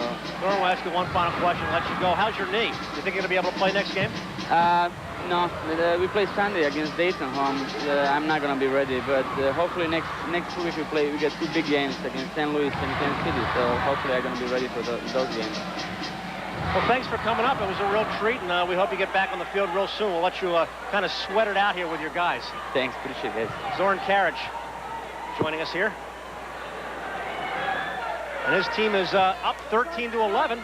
He's giving everybody else in the league a chance to get ahead of him in points a little bit before he goes past him there down the stretch. Well, he's got to be nervous on the sideline. I'm sure he's would much rather be in the game, obviously, for more reasons than one, not only to play, but when you're sitting, you probably get a lot more tense than if you're out there on the field. Take a look at some of the out-of-town scoreboards. There's the upset, Artie, 13-10. Hanging on. Canton struggle, but they're on top of Dayton, 13-10. Oh, what a great play by Kreitmeyer. And Orff came up with a save, and here comes Hector. Early fourth quarter, his team is only up by 2 points, but a nice play by Jim Hartness and the power break at midfield. They go left side to Rensick. Jay Rensick. Carbonera is right with him. Jay Rensick, number 17 for Chicago. They can tie it up or take the lead with a 3. Hartness. Back to the general. Kreitmeyer loose in front. And a shot by Snow goes into the crowd. Boy, Kenny Snow right on the doorstep. You know, The Snow Brothers have been shut out here this evening. Kenny and Stevie, the two top scorers on the Chicago team. Kenny coming in with 39 points, Stevie 17. And Power desperately needs these guys to get on track here in the fourth. 13 minutes left, fourth quarter. Orff comes out, kicks it right to his counterpart Simpson, who spotted the open net and then spots his open man. Breitmeyer, blocked by Kima. Breitmeyer gets it right back. Jim Harkness. To Breitmeyer. Breitmeyer, three-pointer. Kima deflected another block shot over the glass. And the advice Zoran gave for Cleveland can be attributed to Chicago as well. They need to get 5 behind the ball, and against Cleveland, you're always going to get chances to score. Breitmeyer. Dan Stebbins, number 9. Chicago in the black uniforms with the red numerals. The veteran Albert Adati, nice little step, nice play by Adati. He got right by Tanner. Off the boards. Schmetzer, Stebbins, loose in front, shot, gonna go! Oh, Sapansky, what a bullet. The hat trick for Johnny Sapansky. Nice way to score your first 3 goals, and we're tied. And you could just sense it was going to happen, Greg. Chicago just hanging around, being very patient. And watch Sapansky make no mistake here. Nice strike. 13-13. And his 3rd goal of the night, and we're tied at 13 apiece. It's multiple scoring from outside the arc. It's 3. Inside the arc, it's 2. Schmetzer off the boards. And now Chicago has a chance to take the lead. Mark Simpson to midfield. His chest trap. Into the corner. This is Rensick. Tried to get the shot away, and now Schmetzer sets up, and Orff will settle his team down. Tommy Tanner along the far boards. The veteran Albert Adati is with him. Tommy Tanner, number 8. The 17, Tim Tima. That was not a good pass. Giveaway. 2-on-1. Sapansky. Giving right back to Stowe. Off the boards. Tripped up Sapansky. No foul. Play on, boys. Schweitzer has a break. Off the glass. Rebound. Oh! Hector!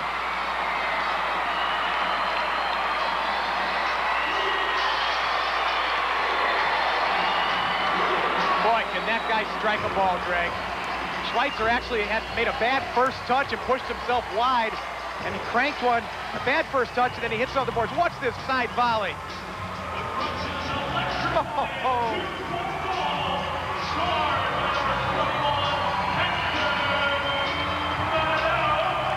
Well, that's not a fluke. That's what he specializes in. The Crunch take the 15-13 lead, and Hector's got another 5-goal game, his 2nd of the year. There's Dancing Dan again. And he's dancing. But here comes Chicago right back. Adani. Oh, great setup by Breitmeyer. Senna had the shot. Gutierrez crossed it to Seacrest. Vergisevich comes right back. Nice play by Senna down the other end, and Cleveland comes right back. Gutierrez got the step. Serembini's blocked. Good save. Carbonera, number 2, Glenn Carbonera. Everybody on him, and now Senna knocks it into the crowd. Oh, no, it's going to be Cleveland. Sorry, Tony. 10:30 left. 4th quarter. Cleveland has a 15-13 lead. Restarts big. Look at Oscar back here on this side. Marinaro, Carbonera. Oh, he had the open net. Simpson up in the air to pull it down. Yeah, it was right on his left foot where he wanted it. Breitmeyer in front, shot. And Gutierrez plays it right back to Orff. There's Hector down by himself. Velazquez with him. He's got Vergisevich on his right. Couldn't get it through, couldn't thread the needle. Whistle. Balashka and Serembides exchanging a couple of words, but it'll be a Cleveland restart. Boy, and both teams with good opportunities there, end to end, and neither team being able to hit the target.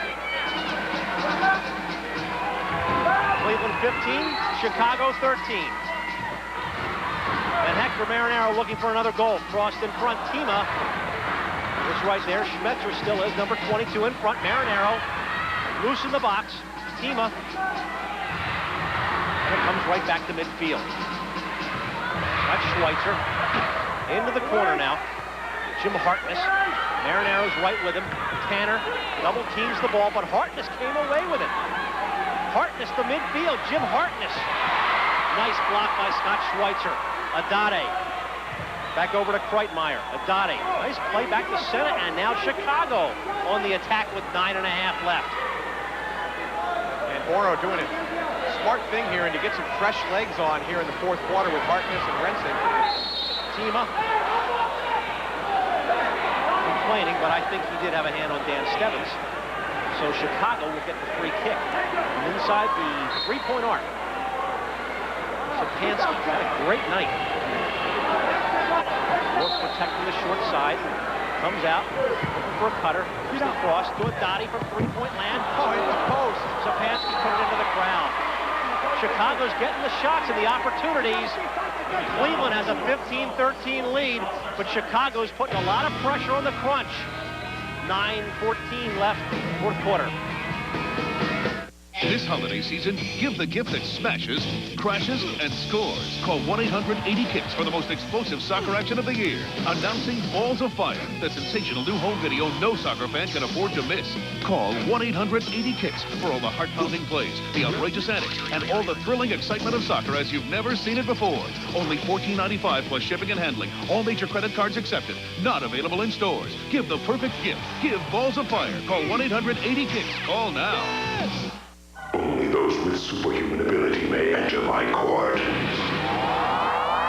I got next.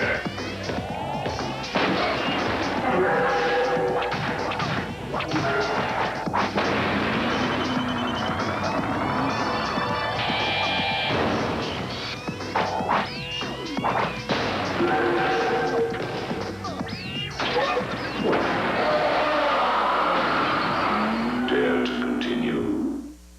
My son says I spoil the grandkids, especially at Christmas. Sure, I've been going to Burger King to get him all those great Disney glasses. But I didn't get him every glass. There's still a Lion King, and the movie's back in theaters now. So I had to get him this one, too. It's just 89 cents. And it's only at Burger King with any Whopper value meal. Okay, so I spoil him a little. I'm a grandma. That's my job. Burger King, get your burgers worth. Now, an oil made just for your hard-working engine. 4x4 from Quaker State. Off-roading, extreme temperatures, towing and hauling. They all make your light truck or 4x4 work extra hard and could shorten its life. Why settle for a conventional car oil? Get 4x4 from Quaker State. The intelligent oil for hard-working engines. Now, get up to a $1.89 mail-in rebate on a 6-pack case of 4x4. So you buy 5 quarts and get 1 free. Hector Marinaro having a great night, but his team is only up by 2 points, and this game has been so close that now it's almost Cleveland's responsibility to start pulling away. 12 points tonight, and he's got 1,204 career points. What a career for this man. And he's only 29 years old, so he's got a few more years left in him. Well, Otto will start it out, and Cleveland needs a goal. Chicago's gotten a lot of those quick goals, sometimes catching Cleveland asleep, something that they catch right there, something they catch people doing a lot. And that was almost a bad mistake by Otto as Stebbins stepped in front of the pass, and Otto's lucky that ball didn't deflect in his own goal. Well, Cleveland at times has been a little bit sluggish here. We're used to seeing just, at times, perfection from them, and when it's close, something we're not used to seeing a lot of times. Cleveland controlling. Senna tried to break out, but the foul was called, and Schweitzer will draw the foul. I talked to Gary Hinley earlier this week. He still doesn't feel like the team is playing as well as they did last year. From that team last year, they've lost Mark Thomas and also Sean Medved. And Dougie Miller out this year so far with an injury, so they're a little depleted offensively. They've had 11 different lineups in 11 games. Here comes Tanner. Number 8, Tommy Tanner for Cleveland. Marinaro off the boards, the rebound. Nobody was there, and Cleveland will regroup with a 2-point lead. 8:20 left, fourth quarter. Greg Mace, Art Kramer. Hope you're enjoying NPSL Balls of Fire here on the Deuce. 2 points or less, the Crunch is 3-1. The Power is yet to have a close decision this year. They've only got 1 win. And I don't think they're going to be happy with a moral victory tonight. They need a win here to get them back on the right track. When you're 1-10 or 1-9, moral victories don't do a whole lot for you. There's no column for moral victory in the win-loss column. No MV. Morph. Have to wait to use his hands. You see it from Simpson's perspective. Tommy Tanner gets the step on Harkness. Now he's double teamed. Tanner still comes away with it and is tripped up. And Cleveland will get one of their dangerous restarts and a blue card. Yep. Going to be dissent on Stevie Snow. Tripped him up, pulled him and tripped him. So Cleveland with a 2-point lead will get the restart in the corner, and Marinaro will be on with Serembides, Tima, Carbonera, and Schmetzer. And the Power's last win was 15-12 against Canton. That was back on October 29th. Carbonera, Tima.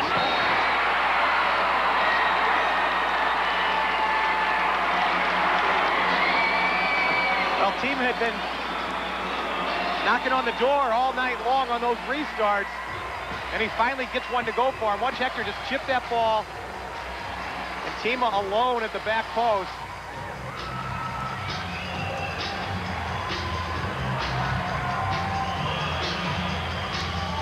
Knew it, got it, been there, done that. He even looks mad when he scores. He enjoyed that one. Only his third goal of the season. The defenders always enjoy scoring, and Tima enjoyed that one. 17-13, Cleveland's on top. 7:12 left in the fourth quarter. But we've seen all kinds of crazy stuff in this game, so this one is only 2 goals from being tied up again. Cleveland can now not be caught asleep. Certainly the biggest goal so far of their game goes without saying. Harkness has to play it back to Simpson. And Adati tries to get the break, and he comes to midfield for Chicago. Albert Adati, the veteran. 3-pointer. Ork picks it up off the boards. Look at Albert getting forward. Albert, a stay-at-home defender. Serembides lost his shoe, and now Otto will wait for Serembides to tie it back up. Gutierrez. Cross to Carbonera at midfield. Run Carbonera. Serembides with his shoe back on. Harkness, Serembides got it back with a shot. Saved by Simpson. Breitmeyer. Here come the Power. Ken Snow. Chicago needs a goal to pull to within a goal. They're down by 4 points. Nice play. Urgicevic blocked by Adate. Serembides, number 18. Chicago in the black uniforms. Cleveland in the home white. Red numerals. And Cleveland gets the restart. They're up by 4. 17-13. Just under 6 minutes left.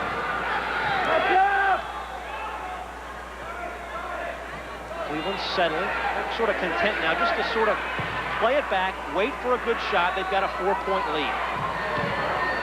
Tommy Tanner. Number 8 for the Crunch. Off the boards. Marinaro's right there. Chest traps it.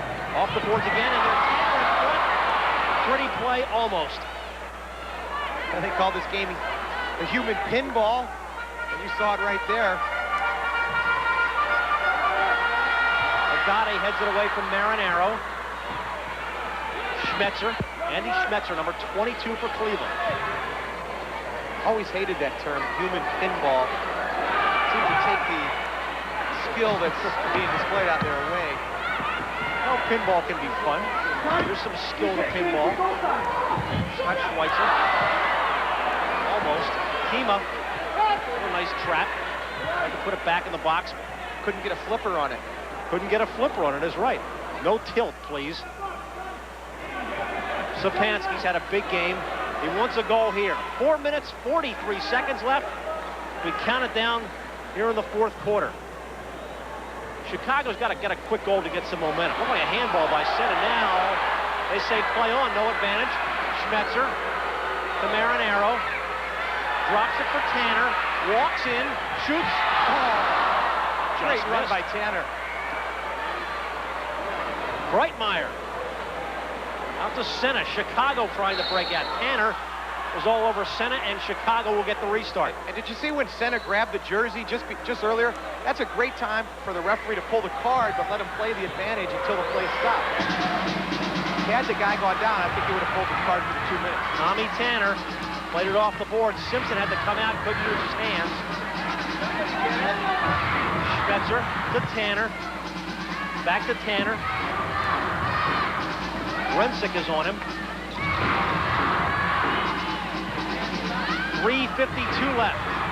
Cleveland trying to control the ball. They've got the lead. Here comes Ken Snow. Ken Snow takes the shot, and a goal! They needed. They're gonna give him 3. Boy, that was close, Greg. Let's take a look and see where this shot was taken from. Well, here's the goal, and yes. This has pulled. Yes, 3. Pulled them to the within 1, 17-16. Play with the soccer ball of the pros, Candace, the official soccer ball of the National Professional Soccer League. Guaranteed for long-lasting high performance. Hand-stitched for superior quality, uniquely designed. Candace, the soccer ball of the pros. Available at soccer specialty stores everywhere. When soccer is the game, Candace is the name. Candace, the official soccer ball of the National Professional Soccer League. Candace for your team or league. A soccer ball that's one kick ahead of all the others. This is Talk 2. I'm Jim Rome. Talk some baseball, football, hockey, anything you want to talk about. That's basketball. That's rugby. You're pretty blunt. Welcome to the show. That was your mother you were afraid of. No, it's not like that. It's toll free. Yeah, how you doing, Rome? King and Smack. What's up? Yo, I want to make a little prediction. Thanks for nothing. We're going to bang phone calls, click. A little bit of smack on Talk 2. Somebody called me a heel pick. Oh, I hadn't taken that into consideration. Jim Rome on Talk 2. I am a positive influence on our nation's youth. Live every weeknight at 10:30 on ESPN2. It's over. We're in for some finish. 3.5 minutes left, and the Power with a three-pointer have pulled it within 1, but Gutierrez got the shot, and here comes Chicago back the other way. Dragicevic shoves Stebbins down, and Chicago will get it back. And that really changes the tactics. Boro Susovic was going to go to a 6 attacker there with about 3:30 left. Now that they're down by 1, you'll probably see him wait till about the 2-minute mark before he decides to pull Mark Simpson for that extra attacker. Senna. Top of the box. Broken up. Sapansky tried to get a shot on it. Sarabides is right there. Stebbins tripped up. No call. Play on. Gutierrez. Velasquez gets it right back to Simpson. And if you're Cleveland, this is where you need to maintain some good possession. You saw him just give the ball away. You don't want to let Chicago keep coming and banging at you here the last 3 minutes. Chicago's down by a point. A goal could put them ahead. Snow, broken up. Dragicevic, Oscar Dragicevic, number 7. Nice ball control, gets by Snow. Oscar still controls to Gutierrez.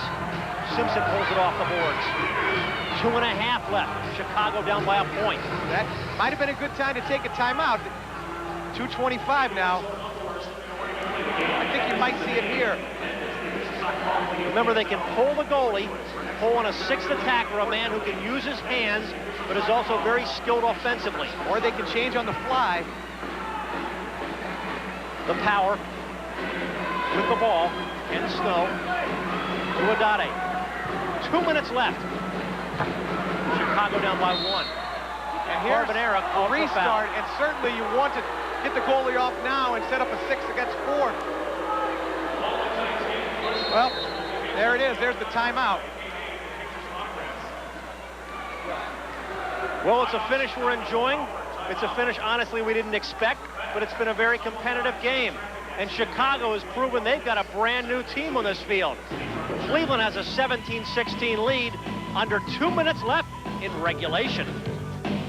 This holiday season, give the gift that smashes, crashes, and scores. Call 1-800-80-KICKS for the most explosive soccer action of the year. Announcing Balls of Fire, the sensational new home video no soccer fan can afford to miss. Call 1-800-80-KICKS for all the heart-pounding plays, the outrageous antics, and all the thrilling excitement of soccer as you've never seen it before. Only $14.95 plus shipping and handling. All major credit cards accepted. Not available in stores. Give the perfect gift. Give Balls of Fire. Call 1-800-80-KICKS. Call now. Where is he? When you just gotta let off a little steam, go ballistic in Super Bomberman 2. Where the object of the game is to blow your buddies to bits. This holiday season, while you're shopping, we'll be dropping a ton of money in the Discover Card Big Payback. Just use your card for a chance to win weekly bonus prizes and the ultimate $1 million grand prize. It pays to Discover, the card with the big payback. Chicago down by 1 off the restart. Jay Rensick is the 6th attacker. Who's in front? Oh, my. Almost. They got the play they wanted in front. And now off that restart, Marinero gets it back. Off the glass, into the crowd, and Chicago will get the ball back. Jay Rensick, the 6th attacker. He can use his hands as a box, but he's an offensive player. They pull the goalie, 1:42 left. Chicago down by a point. They can take the lead with a 2-point goal. Hector got it back with a scissors kick. Comes back to center, and Senna at midfield sets it up. Senna headed away. Marinero with the open net, but it's going to go wide, and Rensick just goes back to regroup. 1:22 left. Here come the power. And this is where you drive them into the box and get a bit of a scramble going here. Stebbins, Carbonera sends it right back down, rolling toward the goal. Got the spin. Oh, and he almost slid into the goal. Nice play by Rensick, who comes right back out. Head fakes Marinero. 1 minute left to go. Kreitmeyer. Good play by Scotty. Senna. Tima drops it back to Orff. He can throw it in. Got it out to Marinero. Well, watch this, folks. Watch Hector go to work. Good save by Rensick. Now they'll just drop it back. That's where Hector's at his best, and he just slid it in. 35 seconds left. Chicago's got to get the ball back. Yeah. Senna's dead tired. Marinero is it. He got it. Schmetzer. They still can't put it home. 20 seconds. Dragicevic drops it back in. And now Rensick clears it all the way back to midfield. Do they have one last shot left in them? Here's Snow. Team is on him. Ken Snow broken up. Down the other end. Almost slid across the line. You gotta love the effort by Jay Rensick, though. It's gonna be a shootout for Cleveland. Well, he knew it, but that's all you can do. Right. What a valiant effort. He's smiling. If you're Chicago here now with 3 seconds, I know there's little to no chance, but what you do is you let them score the shootout, and then you've got the center up. If you don't let them score the shootout, Cleveland's going to maintain possession of the ball. So Hector might be wise, and you saw the replay there. Rensick straight up. Hector might be wise to intentionally miss this one, as funny as that may seem. Well, it would seem only logical. That's what you think. It's nearly impossible to score with 3 seconds left. But you have no chance if you don't get the ball back. Should Hector miss this, Cleveland maintains possession. If they don't, and Hector scores, then Chicago gets possession at midfield with a chance to win it with a 3-point. And there you are. He's just going to sit on it. That's great strategy. That's great strategy. That's why they're the defending champs. You can hear the crowd around us say, what was he doing? What's going on there? Hey, Simpson, how's your mouth? Well, what's going on is they're going to win the game. Didn't have to shoot. They'll get possession of the ball back. 3 seconds left. And the Crunch will make it 8 straight. Game effort by Boris Susovic and the Chicago Power team. Well, they're clearly back. They're going to be fun to watch. We're going to see them next week right here on the Deuce. Art and I will be in suburban Chicago to see them play the Wichita Wings. And Gary Hindley now moves in front of John Dolinsky into 7th place on that all-time win category.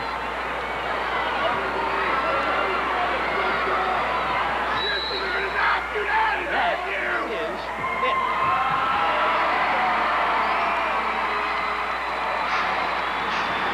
Great effort by Chicago. And that is it. Cleveland wins it 17-16. We'll be back from Cleveland. This free video shows you how Bowflex lets you outperform Nordic Flex and SoloFlex. Call for yours right now. You need to see this free video. You'll see how your workouts with Bowflex can be faster than Nordic Flex and SoloFlex. You'll see why Bowflex's cable pulley system can give you better results, why Bowflex can offer you both aerobic and strength conditioning, and why only Bowflex is backed by a lifetime warranty. If you've been looking at any home fitness equipment, make sure you compare before you buy. Call for your free video. Then you'll see why Bowflex is the machine that's right for you. Spartan School of Aeronautics can train you to be a pilot or quality... A pilot? Yes, Spartan has been training aviation professionals in Tulsa, Oklahoma since 1928. Spartan offers training in aviation maintenance, broadcast... What now? Shouldn't you join the military for something like that? Only if you want a haircut. I guess you could say careers are really taking off at Spartan. Call Spartan School of Aeronautics at 1-800-544-1000. That's 1-800-544-1000. Some sports just aren't exciting enough. For big, goofy mascots. Big one. Throw me back. Ooh. College hoops is. Wednesday, the Minutemen of Massachusetts march right up to the Tigers of Princeton on ESPN2.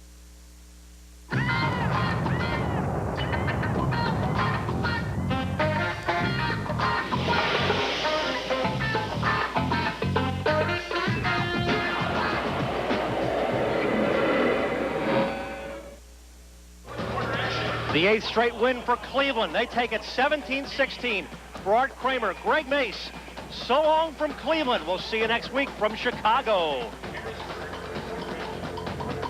Johnson throws it. Come on, my Dolphin kid's better than that. Right, Buster? Guys, we're going in. Go hit it.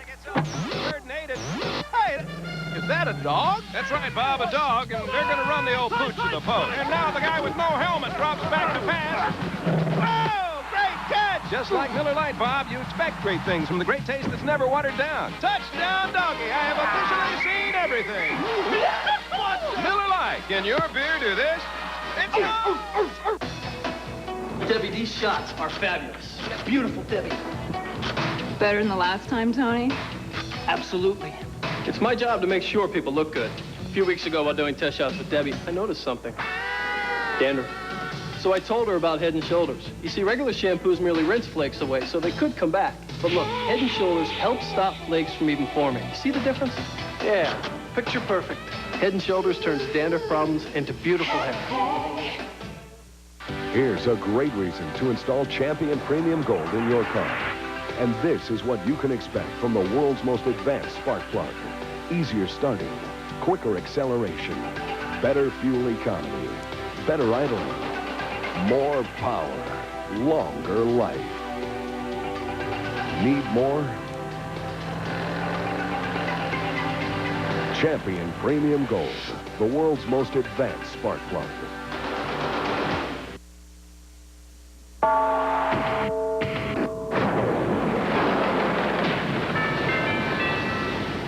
Welcome back to the Sports Smash. I'm Deb Kaufman. It's official. Jose Canseco is a Boston Red Sox. The much-anticipated trade reunites Canseco with new Boston manager Kevin Kennedy, who he flourished under this past season in Texas.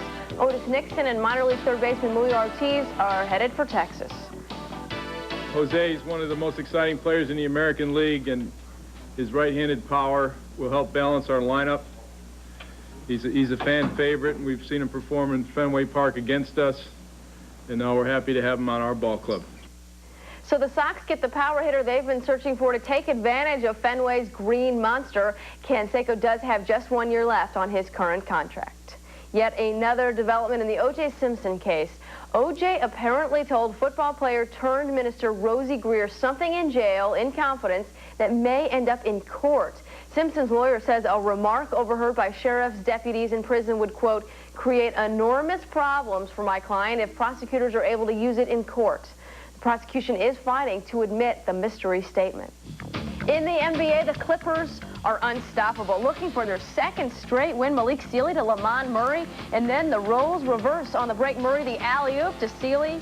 Malik Sealy pours in a season-high 25. The Lakers are embarrassed at home as the Clips win by 25. The red-hot Clippers break a 12-game losing streak on the road.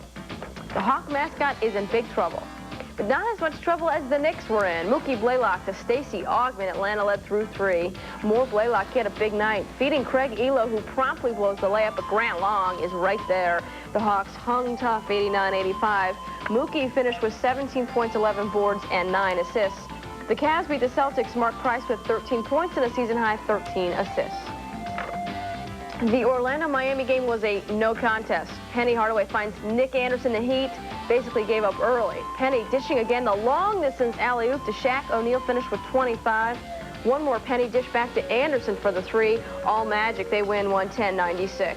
At 14-3, Orlando has the best record in the NBA. The Pacers are 11-5, and they're off to their second-best start in franchise history. A great one-on-one move for Tony Kukoc, and the Pistons didn't have a shot. At the Palace, they're sweating to the oldies, but it was all Chicago. B.J. Armstrong with the shake and bake and score the layup. The Bulls cruise 117-96. More bad news on the injury front for Detroit. Lindsey Hunter broke an ankle. He's out 6 weeks. And Oliver Miller will miss 2 weeks with a broken hand. The Blazers beat the Warriors. The Warriors have lost 6 straight on the road. 2 NBA players are in tonight's lost and found pile. First, Dennis Rodman has resurfaced again after yet another unexplained absence. He's expected to be available for the Spurs game Saturday against the Rockets. And Mahmoud Abdul-Rauf has found his way back to the gym after a 24-hour disappearing act. The Nuggets' young guard has been unhappy lately with his lack of playing time.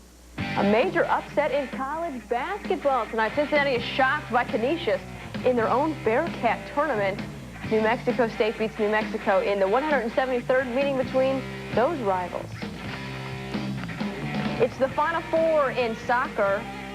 Indiana and UCLA, and Caleb Porter volleys one into the far corner. The Hoosiers take a 2-1 lead. Indiana's up 3-1. Brian Mazanoff converting on the breakaway. Indiana wins it 4-1.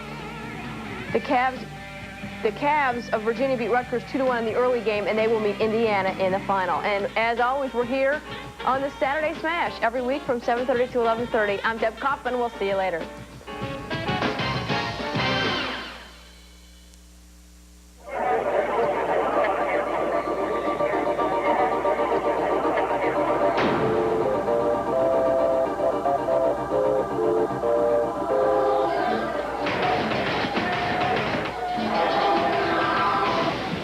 Friday night, we made it to the weekend. Good evening to you. This is Talk 2. I'm Jim Rome. In fact, it is a huge sports weekend. So big, let's go ahead and go right to the scoreboard. In the NFL, everywhere you look, you see big football games. Maybe the biggest one of all, though, is being played right here in Los Angeles. The Raiders are at home against Denver. The problem for the Broncos, the Raiders own them. They've beaten them 10 of the last 11 times, including a wild card game last season. But the Broncos have won 7 out of 9 this year. The question is, can they beat L.A. in L.A., something they haven't done since 1987? Will it happen Sunday? Go ahead and give us a call. Big college basketball rivalry. UMass is going up against Maryland. It's a great matchup because 2 of the best young big men in America will square off. Joe Smith is outstanding. You saw him on the baseline. Lou Rowe for UMass will be there to meet up with him. Let's look at the last 2 meetings. The 2 clubs have split their games. UMass won in December of '93, but Maryland won the game that counted most, an NCAA tournament matchup last season. My question to UMass fans, will a win tomorrow make you forget about the tournament loss? Maryland fans, are you going to job them again? Let's talk college basketball. Pro basketball. I'll tell you guys coming around. Penny Hardaway of the Orlando Magic. Remember earlier this season, he started off the year by saying, I need to be the highest paid guy on the team. Hello, Penny. What about Shaq? Finally, Penny has come to grips with that fact. Shaq's our first weapon. We all realize who the man is. Now everybody realizes it. Shaq is the ultimate male. There's nothing you can do about that guy. It just took Penny Hardaway a little bit longer to figure that out. Congratulations, Penny. You finally got it right. In boxing, Evander Holyfield is coming back. I thought the man had a hole in his heart. I thought that he had retired. Now we get reports that he is going to fight in February in Hong Kong against Mike Weaver. 42-year-old Mike Weaver. What's the matter? Is Archie Moore booked that night? Evander, go away. College football. On ESPN tomorrow night, they will make the announcement who is going to win the Heisman Trophy. I hate to give it away. Here's the guy. Colorado running back Rashaan Salam. He rushed for over 2,000 yards, 24 touchdowns. The guy is a lock. Now, if you want to check out the other contenders, just to discuss it, there they are. Keanu Carter, Penn State, 8 yards a pop. You have to consider him. As far as the quarterbacks go, Kerry Collins out of Penn State's had a huge year. Aaron McNair out of Alcorn State also will get votes. I say Salam's a lock. If you want to vote at the last second, go ahead and do it tonight. All right, our hats are off to Art Monk. He's about to break a record that maybe we thought would never be broken. Tomorrow, or Sunday, I should say, when he catches a ball, it'll be in the 178th consecutive game. He is breaking Steve Largen's record. I can't think of a guy who has played with more dignity, more class, and somebody who is more deserving. Our hats off to Art Monk. One baseball blast for you. Did you see that survey? 51% of those surveyed said they will pay money to see replacement players. Why? Have you forgot about 87, the football strike, the replacement scrubs? It's not going to work. Count me in the other 49%. All right, let's go completely off the board. What you're about to see might be a little bit too much for you to deal with. You might want to turn your head away from the TV for a couple of minutes. Mort Hurst from Virginia made himself a challenge to eat all of this in under 1 minute. Go, Mort. There's a hamburger. Gone. There's the hot dog. Gone. 6 eggs. Gone. The watermelon's got to be next. There it is. 1, 2, gone. The ambulance is on hand to check the guy's blood pressure. Mort, are you all right? The guy's got to knock it down with some ketchup. Follow it up with 2 bottles. Wash it all down. Final result, 1 minute, 6 seconds. Mort Hurst almost did it. The guy's a man. All right, I've given you all sorts of topics. If you want any part of any of that, great. If you want to go off the board, better yet. Open phone calls are coming up next. Toll free across America, 1-800-98-TALK-2.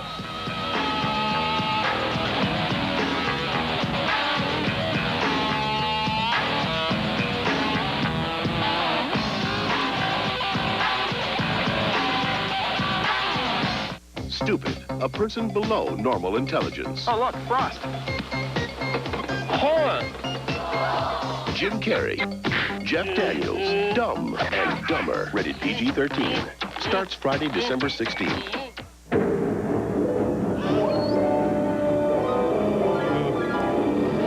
Hey, Santa, I want another championship, an MVP trophy, and a pair of Nike Air Ups.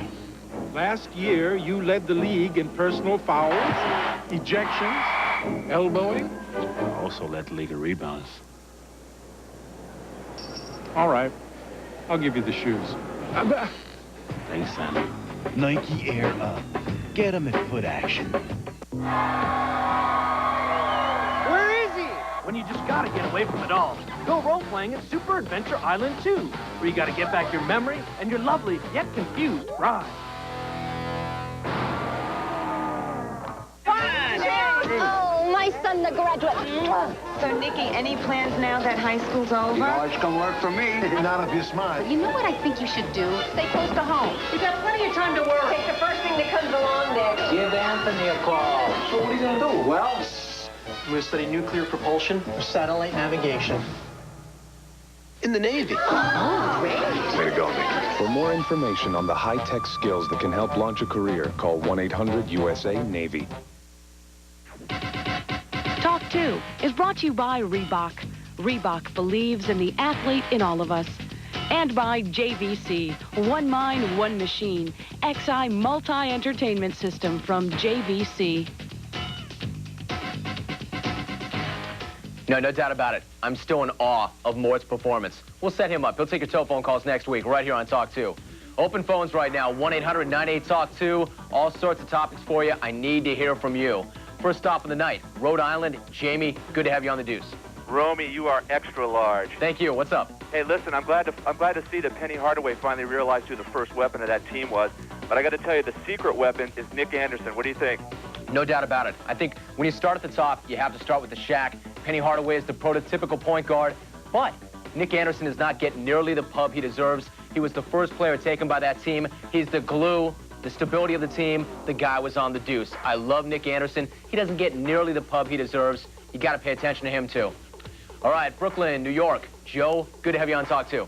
Yo, Romy, what's up? How you doing, Joe? Hey, I want to just let you know the way I'm going to feel about this weekend, all right? First of all, Denver is going to beat Raiders. The Raiders are going to be in for a lot of shakeup. First of all, you got to look at Hostetler. He might be out with his hand. Mosbar, his son, is going to be out. And I really think that Elway's going to show what the AFC is all about. And I really think that Elway's going to get his ring this year. I think it's goodbye Raiders. All right, okay, first of all, a lot of ifs here. If John Elway plays on Sunday, I think they have a good shot. I like what Denver's doing defensively. Anthony Miller is starting to play better. And Shannon Sharp, he may have a bad knee and a bad ankle, but the guy always kills the Raiders. I will say this, the Raiders are firing on all cylinders. I think it comes down to John Elway. He doesn't play, the Broncos get beat. If he's in there, you've got a shot. We'll see what happens on Sunday. Good blast. All right, let's keep banging. Tallahassee, Florida. Greg, great to have you on the deuce. What's up, Romy? How you doing, Greg? You're the man. Thanks. Hey, just calling to talk to you about North Carolina. They got two great sophomores. You got Rasheed Wallace and Stackhouse. Some say Stackhouse might be the first $100 million man in the NBA. ACC is a tough conference to play in. What do you think they're going to do? I think this year North Carolina does not have the depth that they've had before, but Wallace is a stud, Stackhouse is a stud, and I think a guy who gets overlooked is McInnes. The three of those guys have so much to offer. North Carolina is going to be right there. They're 5-0. My only concern is a lack of depth. End of the year, though, Final Four, you have to think the Tar Heels will be right there. All right, keep banging. Right here in California. Don, good to have you on the deuce. Romy, how's it going? Good, Don. How are you? I just heard something pretty disturbing. They were doing a pregame show with Jerry West, and they asked him, what about getting Rodman? And he wouldn't answer the question. I'm seriously scared. Okay, disturbing because he might actually come to California? Exactly. You know what? I'll take a chance on the guy. I have to think. First of all, the Lakers don't have too much to give up other than Anthony Peeler and maybe draft picks. I'll say this, it's a calculated risk, but the one thing the Lakers truly need right now is a maniac to go to the glass. I would roll the bones. Otherwise, the Lakers are a team that might make the playoffs, get bounced early on. You know what? Go ahead, Jerry. Pull the trigger. If San Antonio wants to give up the worm, bring him to L.A. Who couldn't use a guy who will get 18 boards a night? But it is Dennis Rodman. It's a good question. Myself, I want to see the guy out here in SoCal. He can play for the Clippers or the Lakers. I say bring it on. All right, Green Bay, Ricky. Nice to have you on Talk 2. Yo, what up, Romy? Much juice to you, man. What's up? You too. Hey, check it out. Two blasts for you right here, baby. First of all, I want to say that the man, Mr. Al McNair, he's got much juice. He's going to turn it out once he get in the pros, and I want you to compare his numbers to those who plan and graduating with him. What you got to say about that one? Yeah, okay, I agree. I think the guy has much juice. I know he'll play on the next level. Like I said last night, there are plenty of scouts that think that Aaron McNair is the best prospect coming out of college right now. I just have to say, playing Division I AA ball, I can't give the man the Heisman Trophy. Rashaan Salam has 2,000 yards rushing. He's one of only 4 guys to do it, period. He gets the Heisman Trophy. We'll see Aaron McNair in the NFL, and I know he'll put up numbers there, too. The guy's a lock on the next level, but he can't have the hardware. Keep banging. I'll take your thoughts on that. Dallas, Texas, Mike, good to have you on the deuce. Romy, you're great. You're bigger than big old Dan Connor. I want to say something, though, Romy. You say North Carolina's that good? The Texas Longhorns, baby. They're the team. They should have beat North Carolina, but a couple bad calls. So the one team that can beat Texas, that's Arkansas. All right, you mean the same Texas Longhorns? They got bounced out of the top 20 when they weren't playing. B.J. Tyler, remember him? Gone. Look, I love Penders. I like Texas, but I don't want to hear about Texas is better than North Carolina. Arkansas, you've got a pretty good point. As far as I'm concerned, I love North Carolina.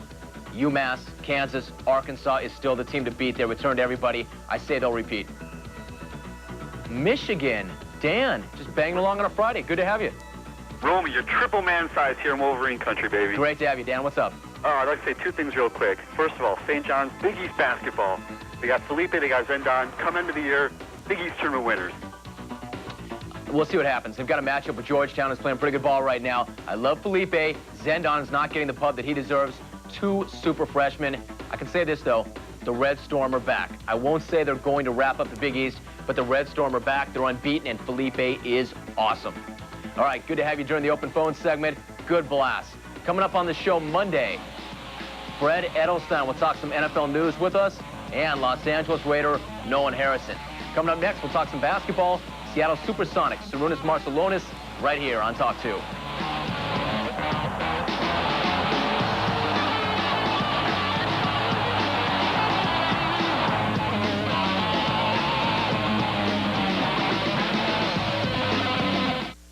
While I'm no longer racing, I still love to ski and hike and cycle, and well, it's how I live.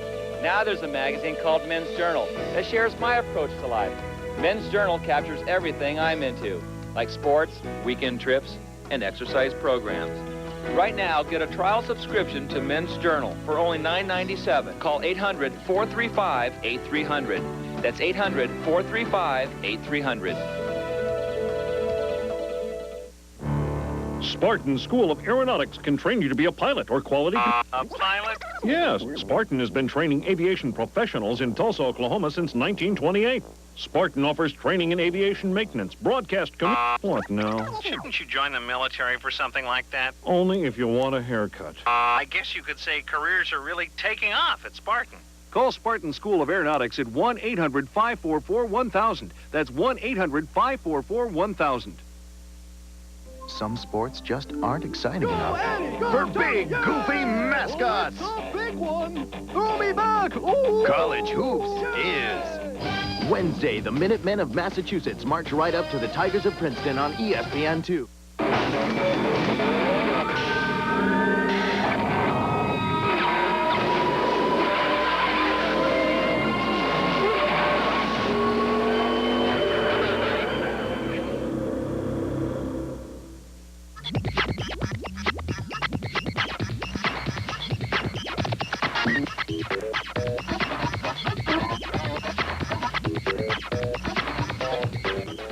Great to be with you on a Friday night. Coming to you live from Los Angeles. This is Talk 2.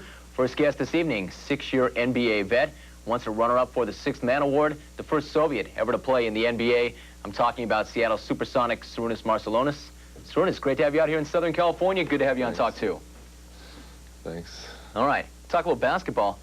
You know, when we think of you, we think of a gritty guy, comes off the bench, first Soviet to play in the NBA. But it could have been Sarunas, the Wimbledon champ. I mean, you go back in your past, you won 3 Lithuanian national titles by the age of 10, and you were doing it with both hands. You were ambidextrous. Yeah, just, you know, Lithuania, we just was a bad habit to be lefty, you know, so, and they taught me to do everything in the right hand, so, but I couldn't change my game, so I had to play both hands, you know, so that... Tell you what, Sarunas, I don't know if you mind, but your name, it's so hard to pronounce. What do you say I just call you Rooney from here on out? Will that be all right? Fine. All right, great deal. Now, when you look at you, where you're at right now, there was one incident that took place when you were a youngster that maybe shaped the way you are. You used to get into matchboxes and gunpowder, and you blow things up. You're a pretty popular kid on the block because all the other kids could see what you could do. Problem is, one time, at about the age of 10, it backfired, and you had an explosion. Exactly what happened? We just did, like all kids do, you know, fireworks, and it was later after Christmas, after New Year, because we never celebrate Christmas because we had no religion that time. So, and it was in February, and I had a few explosives left, you know, so I just said, okay, I said, just let's see this firework, and it didn't blow up. I came closer, you know, and I just got everything in my face, and that was something, you know. Yeah, that was something.